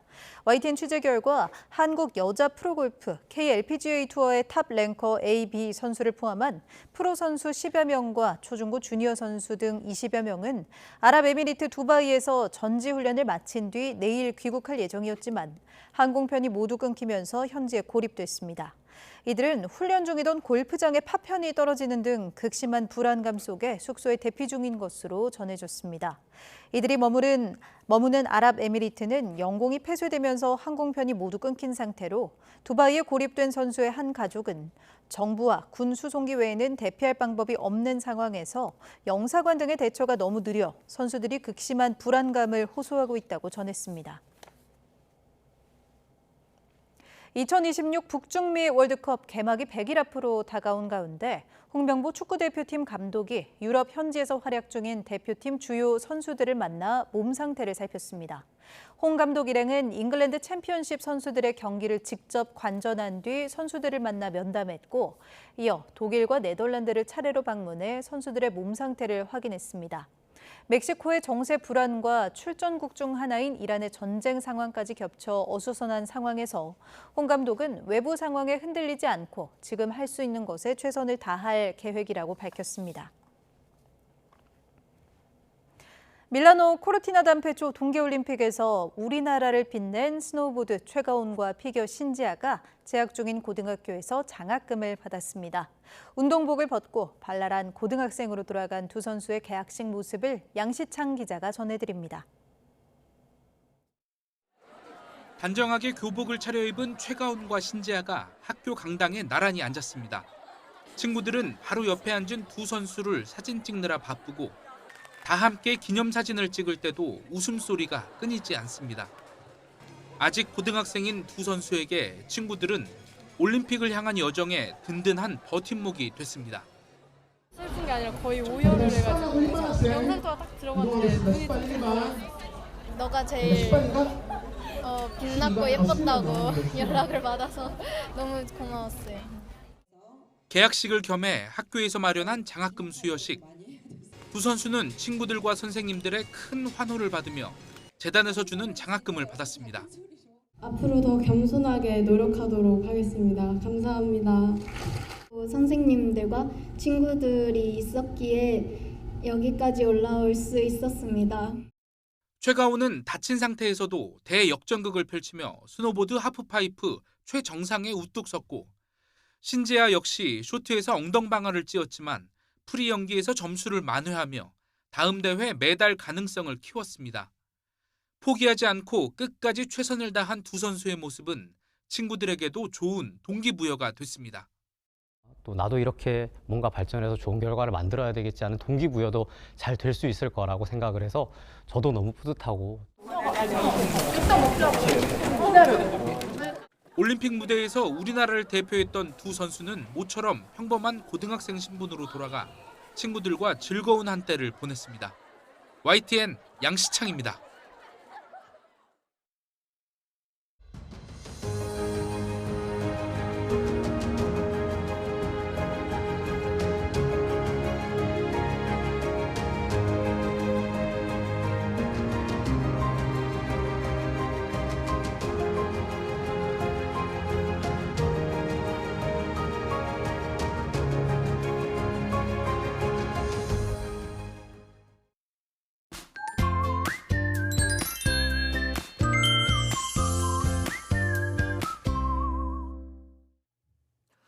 오늘 낮 동안 기온이 크게 올랐습니다. 예년 기온을 웃돌면서 온화함이 감돌았는데요. 내일도 역시 온화한 날씨가 이어집니다. 서울 낮 기온이 11도로 예년보다 높은 수준을 유지하겠습니다. 다만 아침, 저녁에는 날이 무척 쌀쌀할 것으로 보이는 만큼 옷차림에 각별히 신경 써주시기 바랍니다. 영동을 중심으로 내리던 눈비는 새벽 중에 대부분 그치겠습니다. 다만 이후로도 영동과 영남에서는 흐린 날씨가 계속되겠고 서쪽 지역을 중심으로는 맑은 하늘이 함께하겠지만 중서부 지방에는 밤부터 초미세먼지 농도가 짙어지겠습니다. 또 내륙에서는 서리를, 해안가에서는 너울성 파도를 주의하셔야겠습니다. 내일 아침 기온은 서울 1도, 대전 1도, 부산 4도로 오늘보다 1도에서 4도가량 낮겠습니다. 낮 기온은 서울 11도, 광주 14도, 대구 13도로 오늘과 비슷하거나 조금 낮겠습니다. 모레 늦은 밤에 중서부를 시작으로 금요일에는 전국에 비나 눈이 오겠고 비나 눈이 그친 뒤 영하의 아침 추위가 찾아올 전망입니다. 날씨 정보였습니다. 화요일 뉴스나이트 마칩니다. 시청해주신 여러분 고맙습니다.